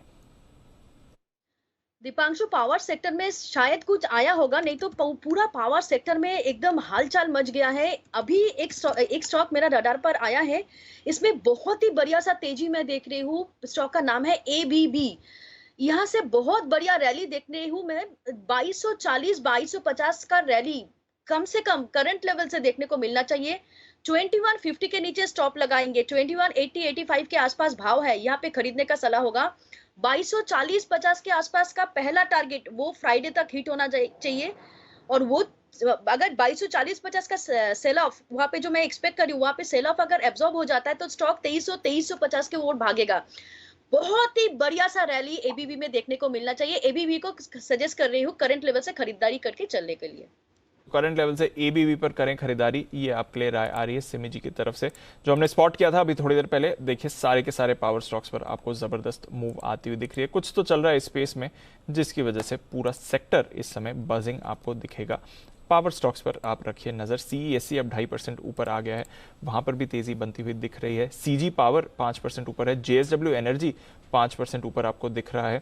केईसी तो ऑफकोर्स पावर से एसोसिएटेड है। पीटीसी इंडिया में भी आपको अच्छी मूव दिख रही है। एनटीपीसी और एनएचपीसी ये भी मूव कर रहे हैं। सुमित जी, आपका एनएचपीसी सर पावर सेक्टर में इसमें भी तेजी आ रही है, जरा देखें एनएचपीसी, एसजेवीएन ये भी रेडार पर आ रहे हैं। बिल्कुल दीपांशु, मोमेंटम तो बन रहा है, लेकिन स्टॉक के अंदर एनएचपीसी का जहां बात करते हैं 2970-30 ये लेवल टूटने के बाद फिर एक बढ़िया मोमेंटम बनेगा। फिर हो सकता है कि 10 से 15 दिनों में स्टॉक में 34 रुपए से लेकर 35 रुपए तक के लेवल देखने को मिल सकते हैं, लेकिन 2970 या 30 रुपीज के ऊपर सस्टेन करने पे ही वो मूव आएगा। तो फिलहाल पोजीशंस होल्ड करें, और अगर वो ब्रेकआउट आता है तो हफ्ते 10 दिन के अंदर फिर 34 से 35 तक का मूव देखने को मिल सकता है। तो यह है आपके लिए पावर स्पेस जहां पर आपको रखनी है नजर। टाटा पावर 9% का उछाल इस समय दिखा रहा है। सही समय पर राकेश जी, कुणाल जी ने इस मूव को पकड़ा था। बट एक और स्पेस है जहां पर मूव आ रही है और वो है कॉपर। यहाँ पर हम देख रहे हैं लगातार तेजी बनी है। वैसे तो पूरे मेटल स्पेस में ये एक्शन बना हुआ है। कॉपर में क्या खबरें हैं, किस लिए आप देख रहे हैं इतना बड़ा एक्शन, आइए जानते हैं नेहा के साथ। नेहा बताइए क्या चल रहा है कॉपर में। बिल्कुल, हम एल्यूमिनियम और निकल को लगातार ट्रैक करते आ रहे थे क्योंकि वहां पर हम ट्रिपल डिजिट परसेंटेज में तेजी देख रहे थे, लेकिन कॉपर ये हमारे रेडार पर इसलिए है क्योंकि अमेरिकी फ्यूचर्स पर देखें या फिर LME लंदन मेटल एक्सचेंज पर देखें, एक महीने के हाईस पर इसकी कीमतें जा पहुंची है। $10,500 प्रति टन पे है। हाँ, पिछले महीने जब स्ट्रेंथ थी तो हमने इसे $11,000 के काफी करीब जाते हुए देखा था, करेक्शन आया, लेकिन एलिवेटेड लेवल्स पर है, एक महीने के हाईस पर है। अब 2 महीने की भी अगर बात करें तो 11 से 12% तक का स्ट्रेंथ ये दिखा चुका है। आपने पूछा कि कॉपर की कीमतों में स्ट्रेंथ क्यों दिख रही है। दरअसल ग्लोबल सप्लाई की जो स्थिति है कॉपर के मार्केट में वो काफी टाइट है। कल ही स्टेट चिलियन कॉपर कमीशन ने अपनी एक रिपोर्ट जारी की है जिसके मुताबिक चिले जो कि दुनिया के टॉप प्रोड्यूसर्स में से आता है कॉपर के, वहां पर उत्पादन 7.5% गिरा है YOY। एस्कॉन्डेडा माइन जो कि दुनिया की सबसे बड़ी कॉपर डिपॉजिट में से आ जाती है, 14.5% सालाना आधार पर, वहां पर भी हमने उत्पादन घटते हुए देखा है। और ग्लेनकोर एंग्लो अमेरिकन की जो जेवी है कोलाहुआसी माइन, यहां पर भी हमने आउटपुट घटते हुए ही देखे हैं। इन्वेंट्रीज की अगर बात कर ले तो पिछले महीने ही LME पर या शंघाई मेटल एक्सचेंज की भी अगर आप बात करें तो वहां पर कॉपर की जो इन्वेंट्रीज है मल्टी ईयर लोस पर 16 साल के निचले स्तर पर थी। ये तो बात हो गई जो इसकी सप्लाई डिमांड की, आउटपुट की स्थिति है। अब जियोपॉलिटिकल टेंशन अगर हम देखते हैं, रशिया यूक्रेन का युद्ध 40 दिन इसके पूरे हो चुके हैं। भले ही आप ये कह दें कि बतौर ऑल्टरनेटिव रशिया 7वां बड़ा उत्पादक हो जाता है कॉपर का, लेकिन जब हम LME पर डिलीवरेबल की बात करते हैं तो ये तीसरा सबसे बड़ा एक्सपोर्टर हो जाता है चिले और जापान के बाद। तो ये स्थिति है जिसके कारण हमने कॉपर की कीमतों को तेज। इंटरेस्टिंगली इकरा ने एक रिपोर्ट हाल ही में जारी की है जिसके मुताबिक उनका मानना है कि अंतर्राष्ट्रीय बाजार में ये जो कॉपर की कीमतें, मेटल की कीमतें तेजी से भाग रही हैं, ये घरेलू बेस मेटल इंडस्ट्री के लिए, बेस मेटल प्लेयर्स के लिए अच्छी बात है। वित्त वर्ष 2022 में जिस तरह की कंटिन्यूड अर्निंग्स देखने को मिली उसका फायदा इस नए वित्त वर्ष में भी उन्हें हासिल होता रहेगा। सप्लाई डिमांड की स्थिति है वो अभी भी इन कंपनियों के लिए फेवरेबल है। एंड यूजर की जो डिमांड है वो यहाँ पर तगड़ी निकल कर आ रही है। और जहां तक मेटल की डिमांड का सवाल है उसमें भी इन्होंने कहा है कि पिछले वित्त वर्ष में 10 से 15% का एक हेल्दी इजाफा देखने को मिला है जो आगे गोइंग फॉरवर्ड भी जारी रहने वाला है। अगर बात करें किन कंपनीज पर नजर रखनी चाहिए तो कॉपर में आय के हिसाब से हिंदुस्तान कॉपर 100% आय अर्निंग्स इनकी कॉपर से होती हुई नजर आती है। और हिंडाल्को और वेदांता की बात करें तो 12 और 17% ये इनकी आय का परसेंटेज है निकल कर आता है। तो क्लियरली आप अंतर्राष्ट्रीय बाजार में कॉपर की कीमतें देखें और इकरा की रिपोर्ट, इन सबको मैच करके देखें तो गोइंग फॉरवर्ड इन कंपनीज के लिए, भारतीय मेटल कंपनीज के लिए अच्छी खबर है। बिल्कुल, तो मेटल कंपनीज के लिए अच्छी खबर है। और आपके बात करते करते हिंदुस्तान कॉपर में मूव भी आनी शुरू हो गई। हिंदुस्तान कॉपर का जरा चार्ट पुल अप करिए, एक बढ़िया स्पाइक इस काउंटर पर आपको आते हुए दिख रहा है। हिंदुस्तान कॉपर पर रखिए नजर, अच्छी मूव इसमें आ रही है इस समय। विश्वेश जी जरा देखें हिंदुस्तान कॉपर का चार्ट। वैसे तो मेटल्स की अच्छी तेजी रही है और पिछले 5 दिनों में लगभग 9% की तेजी भी दिखा चुका है हिंदुस्तान कॉपर। इस स्पाइक में क्या करना है सर? देखिए दीपांशु, थोड़ा सा मीडियम टर्म देखना पड़ेगा बिकॉज कॉपर जिस तरह से स्ट्रक्चरल मूव में है, हिंदुस्तान कॉपर 5 क्वार्टर से मेरे हिसाब से 130-140 रेंज में ही रहा है। एंड अगर व्हाट नेहा से इज कंड्यूसिव, तो मुझे लगता है यहाँ पे 105 के पोजिशनल स्टॉप लॉस से खरीदना चाहिए और टारगेट इसका 195 बनता है। तो मेरे हिसाब से हिंद कॉपर को अगर आप खरीदते हो तो होराइजन एटलीस्ट 2 to 3 मंथ होना चाहिए। पोजिशनल स्टॉप लॉस काफ़ी बड़ा है विच इज़ 105, बट टारगेट उसके सामने 190 का बनता है। नेशनल बेसिस पर इस पर रखिए नजर, बट डेफिनेटली आपके रेडार पर होना चाहिए क्योंकि बात करते करते ही हिंदुस्तान कॉपर में बड़ी मूव आती हुई दिख रही है। जैसा नेहा हमें बता भी रही थी, कॉपर जो सप्लाई कंस्ट्रेंट है उसकी वजह से दाम काफ़ी तेज़ी बढ़ने वाले हैं और हिंदुस्तान कॉपर का तो पूरा आय का हिस्सा इसी की तरफ से आता है। तो कॉपर में आपको अच्छी मूव आती हुई दिख सकती है। जो कॉपर से जुड़े स्टॉक्स हैं, हिंडाल्को पर भी आप फोकस करिए। वेदांता ऑफ कोर्स लगभग सभी मेटल्स में शामिल ही है। बट कुछ और काउंटर्स जहां पर अच्छी मूव आ रही है। सिद्धार्थ जी, मेट्रोपोलिस में क्या चल रहा है सर? 2 दिनों में इतना बड़ा उछाल आया है, आज 7% ऊपर है, कल भी लगभग इतनी बड़ी तेजी आती हुई दिखी थी। कोई खास वजह जो health care diagnostic stocks focus में और उसमें स्पेशली मेट्रोपोलिस में ये जो मूव आ रही है?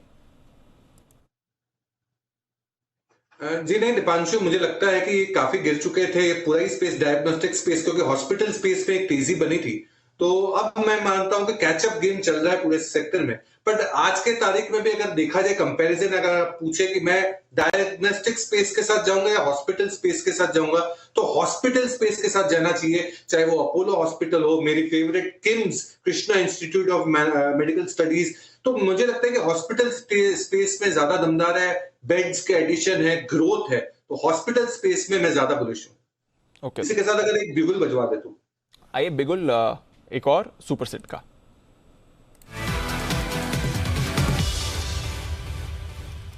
जी सर बताएं। देखिए दीपांशु, अभी पावर की इतनी चर्चा चल रही थी, आप बता रहे थे, और पावर स्पेस धमाल कर रहा है, तो मैं पावर से पी उठा रहा हूं और अब जो बात कर रहा हूं वो पाइप स्पेस से बात कर रहा हूं। पाइप स्पेस से कंपनी है एस्ट्रल लिमिटेड। एस्ट्रल लिमिटेड पे खरीदारी की राय है, निवेश की राय है 2560 का टारगेट होगा 2560। एस्ट्रल लिमिटेड, एस्ट्रल पाइप से जाना जाता है, 15-20 सालों से सीपीवीसी पाइप्स में ये लीडर है, बहुत बेहतरीन बिजनेस कर रहा है। अब दूसरे बिजनेस में जो घुस रहा है वो है एडेसिव और प्लम्बिंग पाइप्स में। एडेसिव जो पिडिलाइट का एक स्ट्रेंथ है, उस स्ट्रेंथ में एस्ट्रल आ रहा है। प्लम्बिंग पाइप्स हॉट हो या कोल्ड, ये दोनों ही पाइप्स में अग्रेसिवली काम कर रहा है। वाटर टैंक्स की नई कैपेसिटी आ रही है होसुर में, तो वाटर टैंक्स की नई कैपेसिटी, प्लास्टिक वाटर टैंक्स की आ रही है। साथ ही साथ पाइप मैन्युफैक्चरिंग में एक्सपेंशन भी बहुत बड़ा है। मुझे लगता है कि एस्ट्रल पे आपको ध्यान देना चाहिए, बहुत ही बेहतरीन कंपनी है और समर सीजन हमारे सामने है। सरकार चाहती है हर घर जल और पाइप लगाया जाए, तो एस्ट्रल की भूमिका बहुत बड़ी रहेगी। 2560 के टारगेट के लिए जरूर खरीदें। 2560 के टारगेट के लिए जरूर खरीदें एस्ट्रल। ये है आपके लिए एक बेहतरीन पिक जो आ रही है सिद्धार्थ जी की तरफ से। एक्शन भी इनकाउंटर्स में आपको बनते हुए दिख रहा है। एस्ट्रल, पिडलाइट दोनों ही फोकस में रहे हैं। आज तो हम एचपी एडिसिव से भी बात कर रहे थे उनके कारोबार को लेकर, और वो भी कह रहे थे कि जबरदस्त डिमांड इस समय आती हुई दिख रही है कुछ क्षेत्रों से, जिसका उन्हें फायदा होते हुए दिखेगा। तो चलिए, ये सारे स्टॉक्स हैं जहां पर आपको रखनी है नजर। अच्छा एक्शन आ रहा है। इंडिया बुल्स हाउसिंग पर भी नजर रखिए, क्योंकि ये भी मूवमेंट दिखा रहा है। वागले साहब, कल की पिक आपकी, आशीष केलकर साहब ने भी इस पर बात करी थी और भी हमारे एक्सपर्ट्स इस पर राय दे चुके हैं। विश्वेश जी ने भी 175 का टारगेट दिया था, वो भी हिट हुआ है। एक बार वागले साहब आप भी अपडेट दे दें जो इंडिया बुल्स की कॉल दी थी। दीपांशु, अभी भी मुझे लगता है थोड़ा सा मोमेंटम बाकी है। ये स्टॉक 189, 190 1 से 2 दिनों में जाना चाहिए। इवन 195 तक जा सकता है। हाँ, अगर ये बैंड में आ जाता है तो बात अलग है। आपका स्टॉप लॉस 172, 173 के आसपास होना चाहिए। तो ये है आपके लिए 172, 173 का स्टॉप लॉस। विशेष जी, आपका भी पहला टारगेट तो हिट हो गया। ट्रेल कर रहे हैं, नए टारगेट्स कौन से देख रहे हैं सर?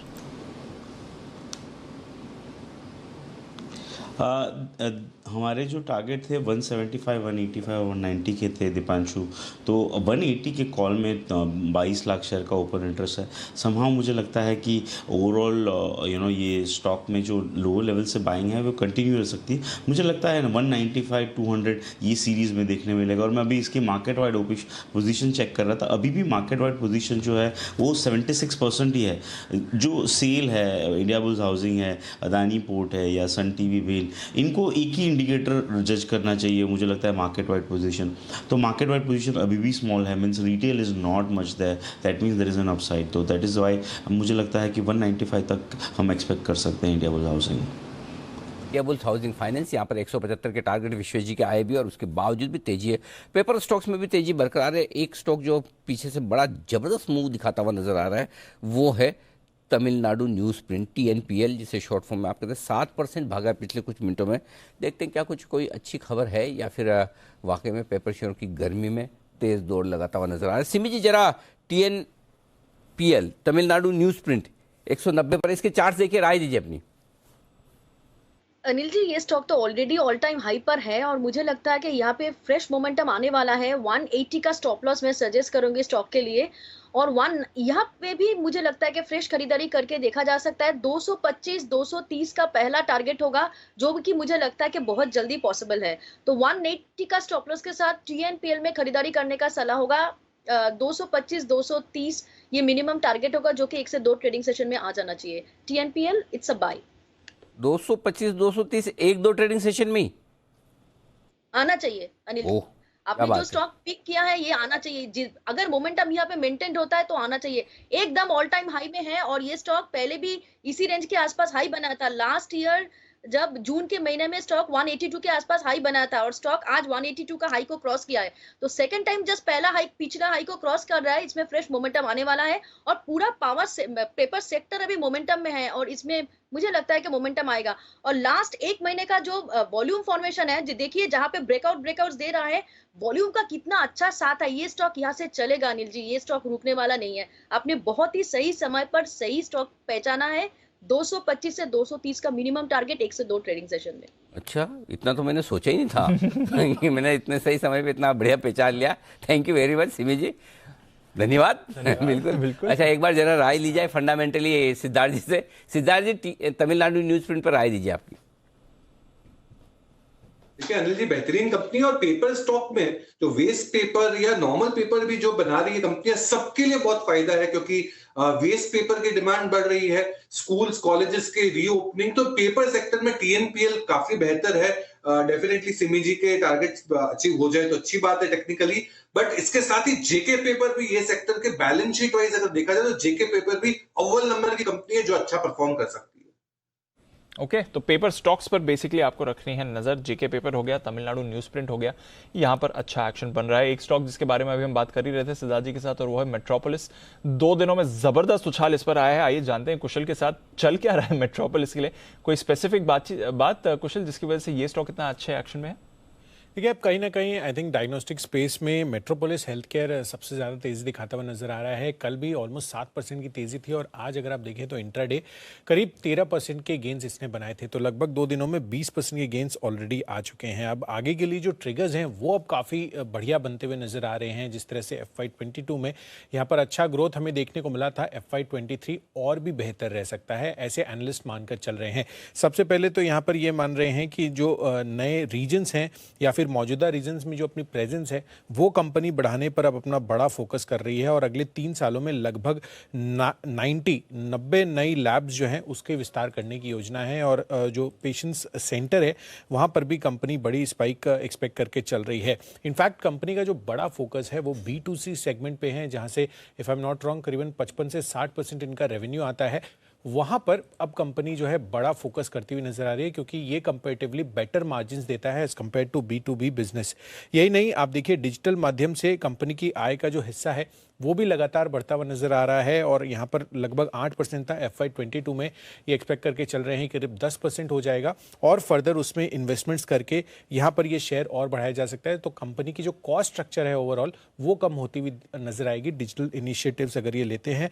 और वैल्यूएशन के हिसाब से भी आप देखिए 52 हफ्तों का जो ऊपरी स्तर है उससे अभी ये 32% नीचे है। तो पिछले 2 दिनों का स्पाइक अगर आप हटा दें तो कंपेरेटिवली करीबन 40 से 42% नीचे जो है ये कारोबार कर रहा था। तो काफी सिग्निफिकेंट जो है इसके लिए ट्रिगर्स बनते हुए नजर आ रहे हैं और आगे की आय की एक्सपेक्टेशंस भी काफी बेहतर है। तो ये है आपके लिए मेट्रोपोलिस और इसमें जो शानदार मूव इस समय आती हुई दिख रही है, नजर रखिएगा। 2 दिनों में तो बढ़िया एक्शन ये काउंटर दिखाई चुका है। बैंक निफ्टी फिसलते हुए अब दिख रहा है 38,100 पर आया बैंक निफ्टी। अभी अभी एक फॉल आया बैंक निफ्टी में और वो निफ्टी को भी नीचे लेकर गया है। तो 17,950 के लेवल की जो अनिल जी बात कर रहे थे एग्जैक्टली उसी लेवल पर आपको निफ्टी आते हुए दिखा है। तो थोड़ा करेक्शन, थोड़े मुनाफा वसूली, 1-2 पोजीशंस हल्की होती हुई दिख रही है जिसकी वजह से आप बाजार में इस समय गिरावट देख रहे हैं। सही वक्त है स्वागत करने का जय ठक्कर का कैश के ऑप्शन के लिए।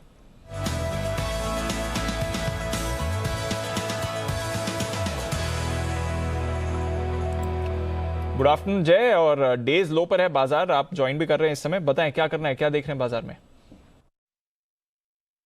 जी very good afternoon to you Deep and very good afternoon to Anil ji. Deep, इसीलिए आफ्टरनून में मैंने एक कवर्ड कॉल स्ट्रैटेजी दी थी निफ्टी पर, आपको ध्यान में होगा। एंड यहाँ वहाँ पे ये भी बताया था कि अगर 17,900 के करीब आता है तो एक बहुत ही अच्छे लेवल्स हो सकते हैं, वहाँ पे फिर से एक लॉन्ग साइड पर एक ट्रेड लेने का और या तो इनिशिएट करने का, और 50 पॉइंट दूर है वहाँ से दीप। तो मेरा ये मानना है कि आप 18,000 के स्ट्राइक का कॉल खरीदे निफ्टी का, जो अभी 77 पर ट्रेड कर रहा है। 18,000 के स्ट्राइक का कॉल ऑप्शन 7 अप्रैल की एक्सपायरी का 77 पर खरीदे दीप। और मैं एक और स्ट्रैटेजी इसमें ऐड ही कर देता हूँ कि आप रेंज में खरीदिए, 77 से लेके 65 की रेंज में खरीदे, वो बेटर होगा थोड़ा। 77 से 65 की रेंज में खरीदे, 65 आता है तो आपका एवरेज आउट हो जाएगा, अदरवाइज एक ही लॉट है। एंड यहाँ पे आपको स्टॉप लॉस दीपांशु रखना होगा 10 रुपए का, 10 रुपीज पर एक स्टॉप लॉस लगाइए। फर्स्ट टारगेट जो दीप यहाँ पे बन रहा है डेट इज 134, 134 का टारगेट बन रहा है पहला वाला, एंड दूसरा है 157।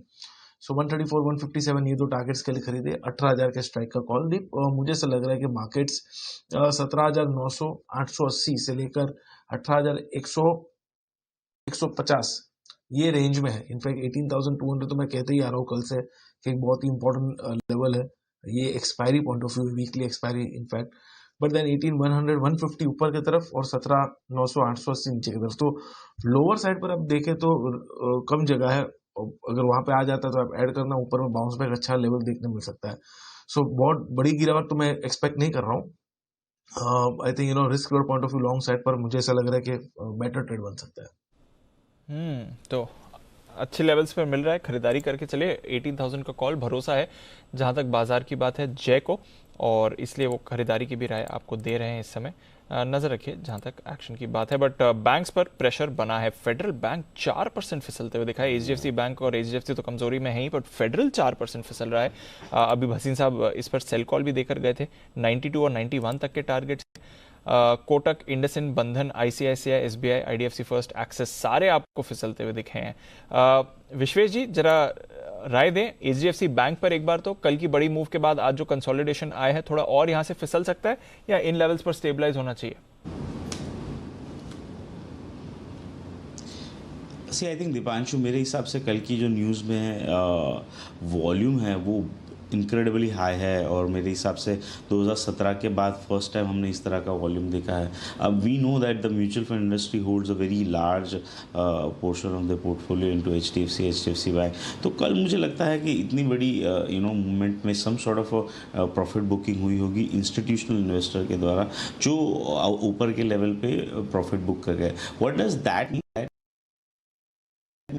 ये जो इवेंट है ये बहुत टाइम लगाएगा, और मुझे लगता है यहाँ से प्राइस वाइज बहुत बड़ा मूव हम एचडीएफसी में एक्सपेक्ट नहीं कर सकते। ऑन दी अदर हैंड मुझे लगता है ICICI could be the bank जो शायद यहाँ से चले। तो मुझे लगता है HDFC will go into the sideways range. 1550 1650 ये रेंज हो जाएगी, और रेंज में काफ़ी टाइम तक ट्रेड करेगा before it moving any further. तो मुझे लगता है ये साइडवेज है। और मीनवाइल बैंक निफ्टी जिस हिसाब से 38,000 के क्लोजर आया है, मुझे लगता है यहाँ पे भी डेटा रिव्यू करना चाहिए, क्योंकि 38,000 के पुट में हाईएस्ट ओपन इंटरेस्ट है। अगर वहाँ अनवाइंडिंग है समहाउ, मुझे लगता है कि ICICI bank can help holding this level. But if HDFC bank में प्रॉफिट बुकिंग आता है तो मुझे लगता है बैंक निफ्टी साइडवेज टू थोड़ा सा नेगेटिव हो सकता है।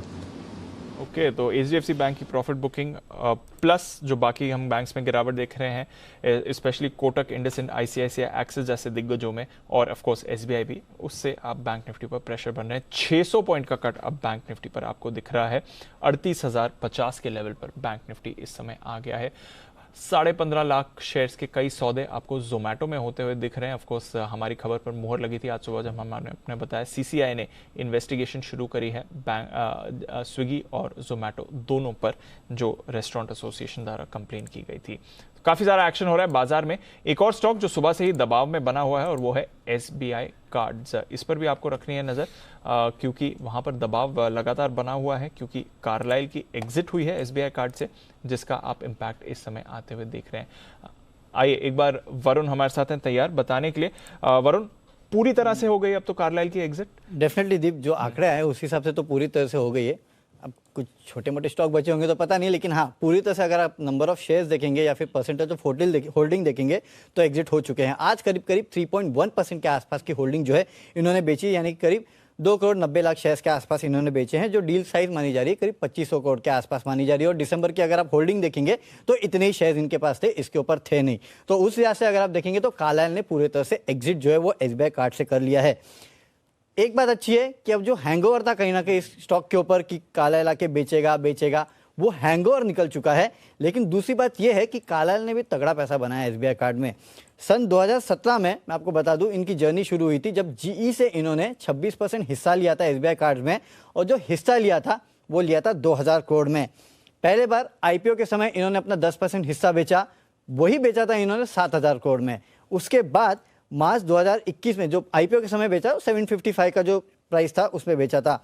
मार्च 2021 में 4000 करोड़ के आसपास का जो हिस्सा है वो इन्होंने बेचा, यानी कि 4.25% हिस्सा बेचा 4000 करोड़ में 986 के भाव में। जून 2021 में 5.1% हिस्सा बेचा 5800 करोड़ में तब करीब 1000 रुपये के भाव पे बेचा था। सितंबर 2021 में 3.1% हिस्सा बेचा गया 1070 रुपये के भाव पे। 3300 करोड़ रुपए इससे इनको मिले। अगर आप टोटल निकाल लेंगे तो कार्लाइल को करीब करीब 22 से 23 हजार करोड़ रुपए मिले हैं 2000 करोड़ के इन्वेस्टमेंट पे 5 साल में। 10 गुना 10 गुना हो गया 5 साल में। तो अच्छी कंपनी में अगर आप पैसा लगाते हो तो ऐसा पैसा बनता है। मोटा पैसा बना है इस पे 5 साल में सर 10%, 10 गुना रिटर्न 5 साल में। 5 साल में 10 गुना बहुत बढ़िया बोला। बहुत बढ़िया है सर। लेकिन लिस्टिंग कब हुई थी? 2020 में। तो तो जस्ट कोरोना पहले लगाया था ना पैसा। लिस्टिंग के पहले तो नेचुरली फॉर वो रिस्क भी रहती है। अब यहाँ से एसबीआई का कार्ड को दुगुना होने में कितना टाइम लगेगा ये बताइए सिद्धार्थ जी। 835 रुपए वाला 1670 रुपए कब तक होगा? देखिए अनिल जी, ये क्वेश्चन तो थोड़ा आपने कठिन पूछ लिया है, बट बिजनेस पे जो आपने क्वेश्चन पूछे उस पर पूरा कॉन्फिडेंस है। 1000-1200 रुपए का तो भाव हो सकता है। और क्या नेगेटिव है? खाली कार्लाइल ग्रुप एग्जिट कर रहा है वही नेगेटिव है, बाकी कोई नेगेटिव मुझे दिखती नहीं है। क्योंकि जिस हिसाब से स्पेंडिंग पावर बढ़ गई है, जिस हिसाब से मिलेनियल्स जो 18 से 35 उम्र के हैं, जो क्रेडिट कार्ड की यूजेज है, तो मैं मानता हूं कि और जिस हिसाब से सिटी बैंक की रिटेल डिवीजन बंद हो गई तो कार्ड बिजनेस एसबीआई कार्ड्स पे आ रहा है, मार्केट शेयर बढ़ रहा है, नेगेटिव तो कुछ दिख नहीं रही है। मुझे लगता है अब जो ओवरहैंग है वो चला गया है। एसबीआई कार्ड डेफिनेटली खरीदना चाहिए। तो ओवरहैंग चला गया है, इसी वजह से हमने आपके लिए हाईलाइट भी किया कि अब वो फंड सेलिंग की बात तो निकल गई है। अब देखते हैं आगे कैसी चाल रहेगी। आज थोड़ा दबाव ऑफ कोर्स है क्योंकि इतना बड़ा सप्लाई भी मार्केट में आया ही था। शुक्रिया वरुण ये सारी डिटेल्स हमें बताने के लिए। आइए फाइनल स्ट्रैटेजी 3-20 अनिल जी के पास चलते हैं।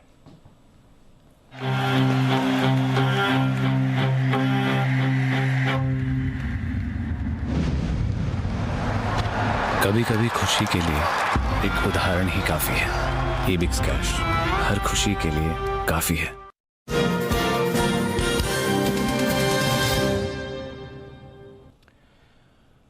अनिल जी, डाउ फ्यूचर्स थोड़ा नीचे है, जो आप बोल रहे थे यहाँ से अगर 60-70 ऊपर गया या नीचे गया तो अफेक्ट आ सकता है। 60-70 वहीं से नीचे गया है तो 70 पॉइंट नीचे है, 30 पॉइंट नीचे नैस्डैक फ्यूचर्स है, तो थोड़ा उसका इम्पैक्ट आप कह सकते हैं कि शायद अगर हुआ हो, वरना हमारे रीजन की वजह से बाजार फिसले।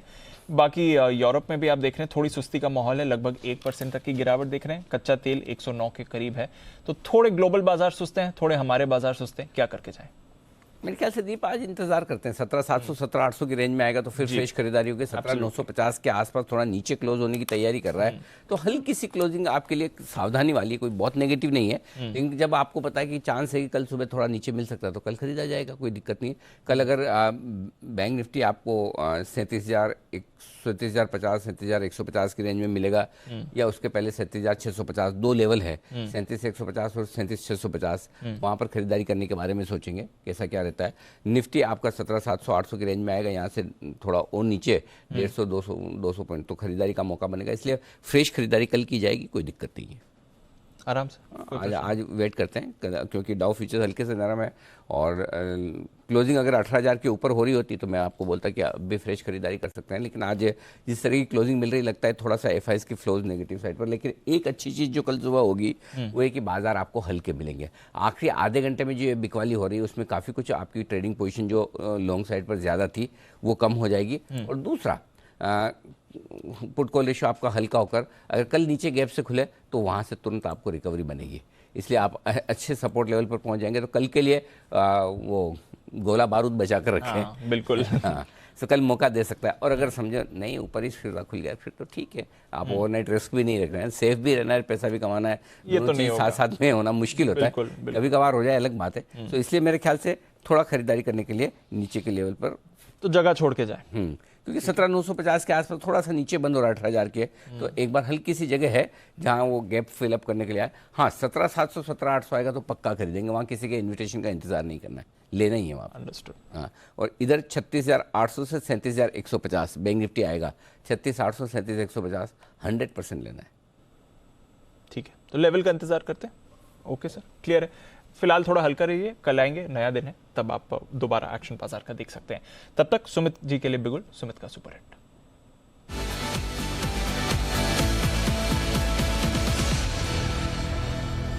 बताएं सुमित जी। दीपांशु, मार्केट डेज लो पे है। सुबह डेल्टा कॉर्प सेल कॉल दिया था ऑलमोस्ट टारगेट के पास है, तो आप टारगेट अचीव का मोहर लगा सकते हैं। इंडियन होटल सेल कॉल दिया था, इंडियन होटल डेज लो पे ट्रेड कर रहा है। इन्फोसिस सेल कॉल दिया था, इन्फोसिस अभी डेज लो पर है, इसको कैरी कर सकते हैं। और अब जो स्टॉक मेरे रडार पे है, ये भी 1 से 2 दिनों के लिए प्रॉफिट बुकिंग के लिए ये स्टॉक है, थोड़ा सा प्रॉफिट बुकिंग देखने को मिल सकता है। सेल कॉल है, स्टॉक का भाव चल रहा है 161 रुपया 50 पैसा, 162 रुपया। स्टॉक का नाम है गेल। गेल के अंदर छोटा सा प्रॉफिट बुकिंग देखने को मिल सकता है। रिस्क रिवॉर्ड रेशियो यहाँ पे बहुत बढ़िया है। 1 से 2 दिनों के लिए सेल साइड का ट्रेड लेना है। 164.50 ये ऊपर में स्टॉप लॉस लगाना है। 164.50 स्टॉप लॉस से बिकवाली करें। 158 रुपए से लेके 156 रुपए तक के टारगेट गेल के अंदर इमीडिएटली शॉर्ट टर्म में ट्रेडिंग के लिहाज से देखने को मिल सकते हैं, तो बिकवाली करके चलने का सलाह रहेगा गेल में।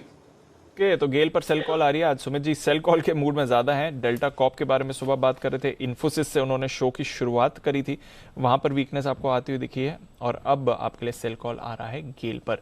देखते हैं जय क्या रेकमेंड कर रहे हैं। बिगुल उनके लिए जय का jackpot.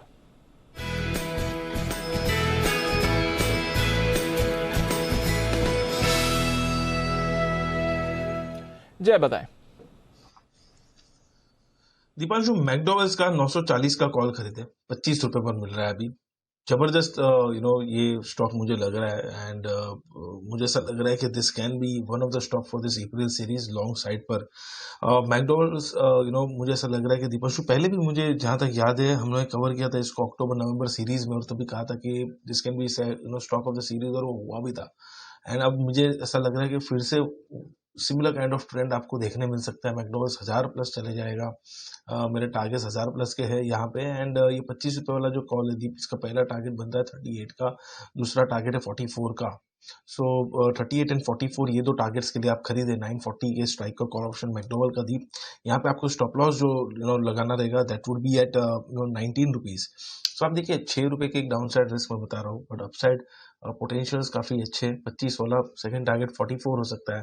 So United Spirits that is McDowell, इसमें आपको अच्छी तेजी देखने मिल सकती है। खास करके दीप मुझे इसीलिए पसंद है कि 900 के ऊपर सेकंड डे आपको एक अच्छा क्लोज देखने मिल रहा है। 900 एक हर्डल था बेसिकली ये स्टॉक के लिए, एंड 900 तो ठीक है, अब 920 के ऊपर जो नेक्स्ट हर्डल था उसके ऊपर भी क्लोज देखने मिल रहा है।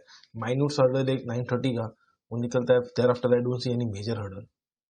ओके, तो ये आपके लिए यूनाइटेड स्पिरिट्स 940 का कॉल खरीद कर जाएं, ये जो राय दे रहे हैं। इस बीच 38,000 के नीचे अभी अभी बैंक निफ्टी आपने आते हुए दिखा है, तो 38,000 के नीचे इंट्राडे में बैंक निफ्टी को आपने देख लिया है।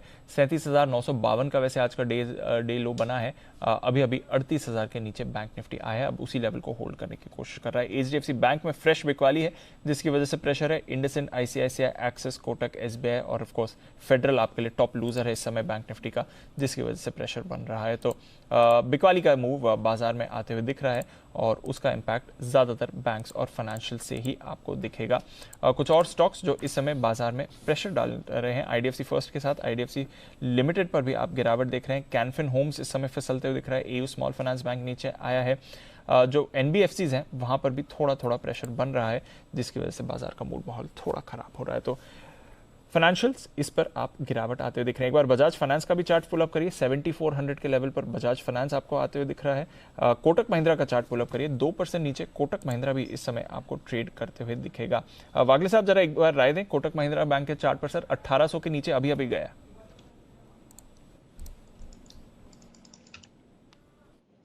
दीपांशु 1800 ब्रेक नहीं होना चाहिए, अभी वहां पर जाके वापस बाउंस बैक आता है, तो मेरे हिसाब से इसमें स्ट्रेंथ है अभी भी।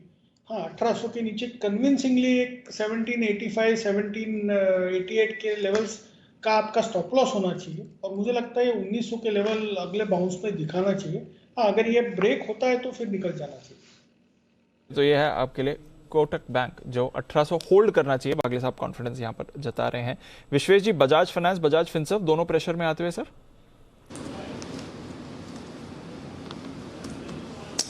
देखिए अभी जिस हिसाब से थोड़े लास्ट 15-20 मिनट में बैंक निफ्टी में सेलिंग आई है, इट क्लियरली शोज़ कि 38,500 के आसपास में हर्डल है, और स्टॉक स्पेसिफिक मुझे लगता है थोड़ा पुल बैक हो सकता है, लेकिन बजाज फाइनेंस एज सच मुझे लगता है 7300 तक आया तो ख़रीदना चाहिए। और जहाँ तक बजाज फिनसर्व की बात है, मुझे लगता है वो स्टॉक भी रिलेटिवली स्ट्रॉन्गर है, लेकिन ये सब पुल बैक वाले लेवल है। मुझे लगता है जिस हिसाब से आज एक अटेम्प्ट की गई थी बैंक निफ्टी ऑलमोस्ट नेगेटिव से पॉजिटिव हो गया और वापस हम नीचे आ गए, दैट मीन्स कि शायद ऊपर के लेवल पे बहुत शार्प प्रॉफिट बुकिंग प्लस थोड़ा सा शॉर्टिंग भी हुआ है। तो डेटा शायद एंड ऑफ द डे देखना पड़ेगा कि किस तरह से शेप अप हुआ है, बट फिलहाल के लिए we are closing not so very nice मेरे हिसाब से। अक्रॉस द स्टॉक्स थोड़ी प्रॉफिट बुकिंग कह सकती है मुझे लगता है। थोड़ा बाजार का आपने स्विंग होते हुए देखा, थोड़ी मुनाफा वसूली शार्प हुई है। 38,000 के नीचे अब 37,950 पर बैंक निफ्टी, इनफैक्ट डेज लो पर बैंक निफ्टी है आखिरी 2 मिनटों में। होल्ड आउट किया अदानी पोर्ट्स ने। पावर स्टॉक्स में अच्छी तेजी थी, एनटीपीसी, पावर ग्रिड 2 महीने में खरीदारी देखी। टाटा मोटर्स अच्छा एक्शन में रहा। आईटीसी 1.5% ऊपर रहा। टीसीएस में थोड़ी खरीदारी आपने देखी, साथ ही HUL, LNT, HCL tech, Hero, Britannia, Bajaj auto, Nestle, UPL, Eicher, Titan, Grasim, Shree cement. बर्ड्स के सामने फाइनेंशियल्स का बड़ा दबाव आया है। कल के लीडर्स एचडीएफसी बैंक, आज के टॉप लूजर्स एचडीएफसी बैंक, दोनों 3% की गिरावट दिखाते हुए Bajaj Finserv, Kotak, IndusInd, Bajaj finance, ICICI bank, SBI life, axis, HDFC life, ये सारे के सारे आपके टॉप लूजर्स हैं। फाइनेंशियल्स ने ही बाजार को नीचे खींचा है। रिलायंस इंडस्ट्रीज भी 1.5% नीचे, इससे सपोर्ट नहीं मिला। इन्फोसिस 1.5% नीचे, इससे भी आपको सपोर्ट नहीं मिला। विप्रो पर भी आपने गिरावट आती हुई देखी। ब्रेथ जो सुबह हमने देखी, लगभग 45 निफ्टी स्टॉक्स पॉजिटिव खुले थे, उसके सामने आप 1:1 का एडवांस डिक्लाइन रेशियो देख रहे हैं, यानी कि 25 निफ्टी स्टॉक्स नेगेटिव, 25 पॉजिटिव रहे। पर पावर स्टॉक्स के लिए बढ़िया दिन था। टाटा पावर 8.5% का बड़ा उछाल 275 के लेवल्स पर ये काउंटर ट्रेड करते हुए दिख रहा है। एबीपी में हमने खरीदारी देखी, सीएससी, टोरेंट पावर, इन सारे स्टॉक्स में आपने बढ़िया खरीदारी बनती हुई देखी। पॉलीकैब और हैवेल्स दोनों में ही 6-6.5% की तेजी आपने आज के ट्रेड में देखी है। मेट्रोपोलिस लगातार दूसरे दिन 6% से ज्यादा की तेजी ये काउंटर दिखाता हुआ। Dixon tech, JK cement, Birla soft, AB fashion, India mart, Astral, GSPL, Adani enterprises, साथ ही intellect design arena, Adani ports, BHEL, ये सारे काउंटर्स हैं जहां पर बढ़िया तेजी आपने बनती हुई देखी। एसबीआई कार्ड्स ब्लॉक डील के बाद डेज लो पर क्लोज होते हुए। डेल्टा कॉप पर थोड़ा प्रेशर था। लुपिन आज फिसलते हुए दिखा, जो इनके तारापुर यूनिट पर यूएसएफडीए ने 4 आपत्तियां जारी करी हैं। इसके साथ ही आईआरसीटीसी पर 2% की गिरावट थी। इंटरग्लोब एविएशन, इंडियन होटल्स, जी एंटरटेनमेंट आपके लिए कुछ और कमजोरी वाले काउंटर्स थे। तो अनिल जी, आखिरी 10-15 मिनटों में थोड़ी सेलिंग ज्यादा हुई। 38 के नीचे, 38,000 के नीचे निफ्टी बैंक आया और 17,950 के जस्ट नीचे निफ्टी की भी प्रोविजनल क्लोजिंग। बैंक निफ्टी तो मुझे लगता है कि क्लोजिंग 38,000 के ऊपर हो जाएगी, वहाँ तो ज़्यादा समस्या नहीं है। लेकिन निफ्टी जरूर 17,950 के आसपास ही बंद होगा, ज़्यादा ऊपर बंद नहीं सपोर्ट लेवल। तो थोड़ा सा आखिरी मिनटों में वही 3:05 तक तो होल्ड किया था 18,000 को, 18,025 नहीं हो पाया जी, जिसको पार करके टिकना जरूरी था। और 38,500 तो खैर बैंक निफ्टी हो ही नहीं पाया, तो थोड़ी कमजोरी के साथ क्लोजिंग हुई है। लेकिन कल के रनअप को अगर देखें आप, 400 पॉइंट कल निफ्टी बढ़ा और 125 पॉइंट कमजोर हुआ, तो कोई ये सब बहुत दिक्कत वाली बात नहीं है। बैंक निफ्टी अगर कल 1500 पॉइंट बढ़ा और 500 पॉइंट, अगर 600 पॉइंट आज कमजोर हुआ है, 650 पॉइंट, तो ठीक है, थोड़ा तो रुकेंगे ना। एक तरफा तेजी आपको देखने को मिली है, तो वहाँ से प्रॉफिट बुकिंग आना लाजमी है। क्लोजिंग 17,957, 17,950 के ऊपर मिली थी, वहीं मिली है डीप। क्लोजिंग बेसिस पे स्टॉप लॉस ट्रिगर हुआ है, नहीं हुआ वहीं पर अटका के रखने वाला मामला है सर, एक जगह वहीं जाकर बंद होता है। ओके, और बैंक निफ्टी 38,067 अगेन वहीं पर थोड़ा सा ऊपर, दोनों स्टॉप लॉस के थोड़ा सा। ये जो आप फाइनल क्लोजिंग फिगर का गेस लगाते हैं तो जबरदस्त, मतलब एस्टिमेट जो आप लगाते हैं उसका बहुत बढ़िया।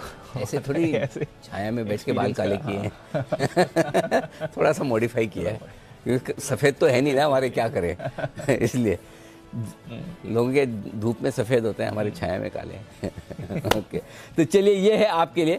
थोड़ा करते करते हो जाता है, जब आप घूर कर देखते रहते हैं निफ्टी बैंक निफ्टी को, तो आपको पता चल जाता है कि फाइनल क्लोजिंग कहाँ आएगी, कितनी आएगी, उससे आइडिया लग जाता है। तो चलिए ये है आपकी फाइनल क्लोजिंग, जो आपको निराश नहीं होने देगी। बहुत अच्छी तो नहीं है, कल की तरह कूदते कूदते तो कर नहीं जा सकते आप कि बहुत बढ़िया बंद हो, बहुत बढ़िया बंद हो। वैसा तो once in a lifetime होता है। एचडीएफसी और एचडीएफसी बैंक के मर्जर रोज थोड़ी होते हैं। हाँ, ये वैसा वाला, ये शाही शादी जैसा मामला है, एक आध बार ही होती है, देखने को मिलती है, वैसा ही है।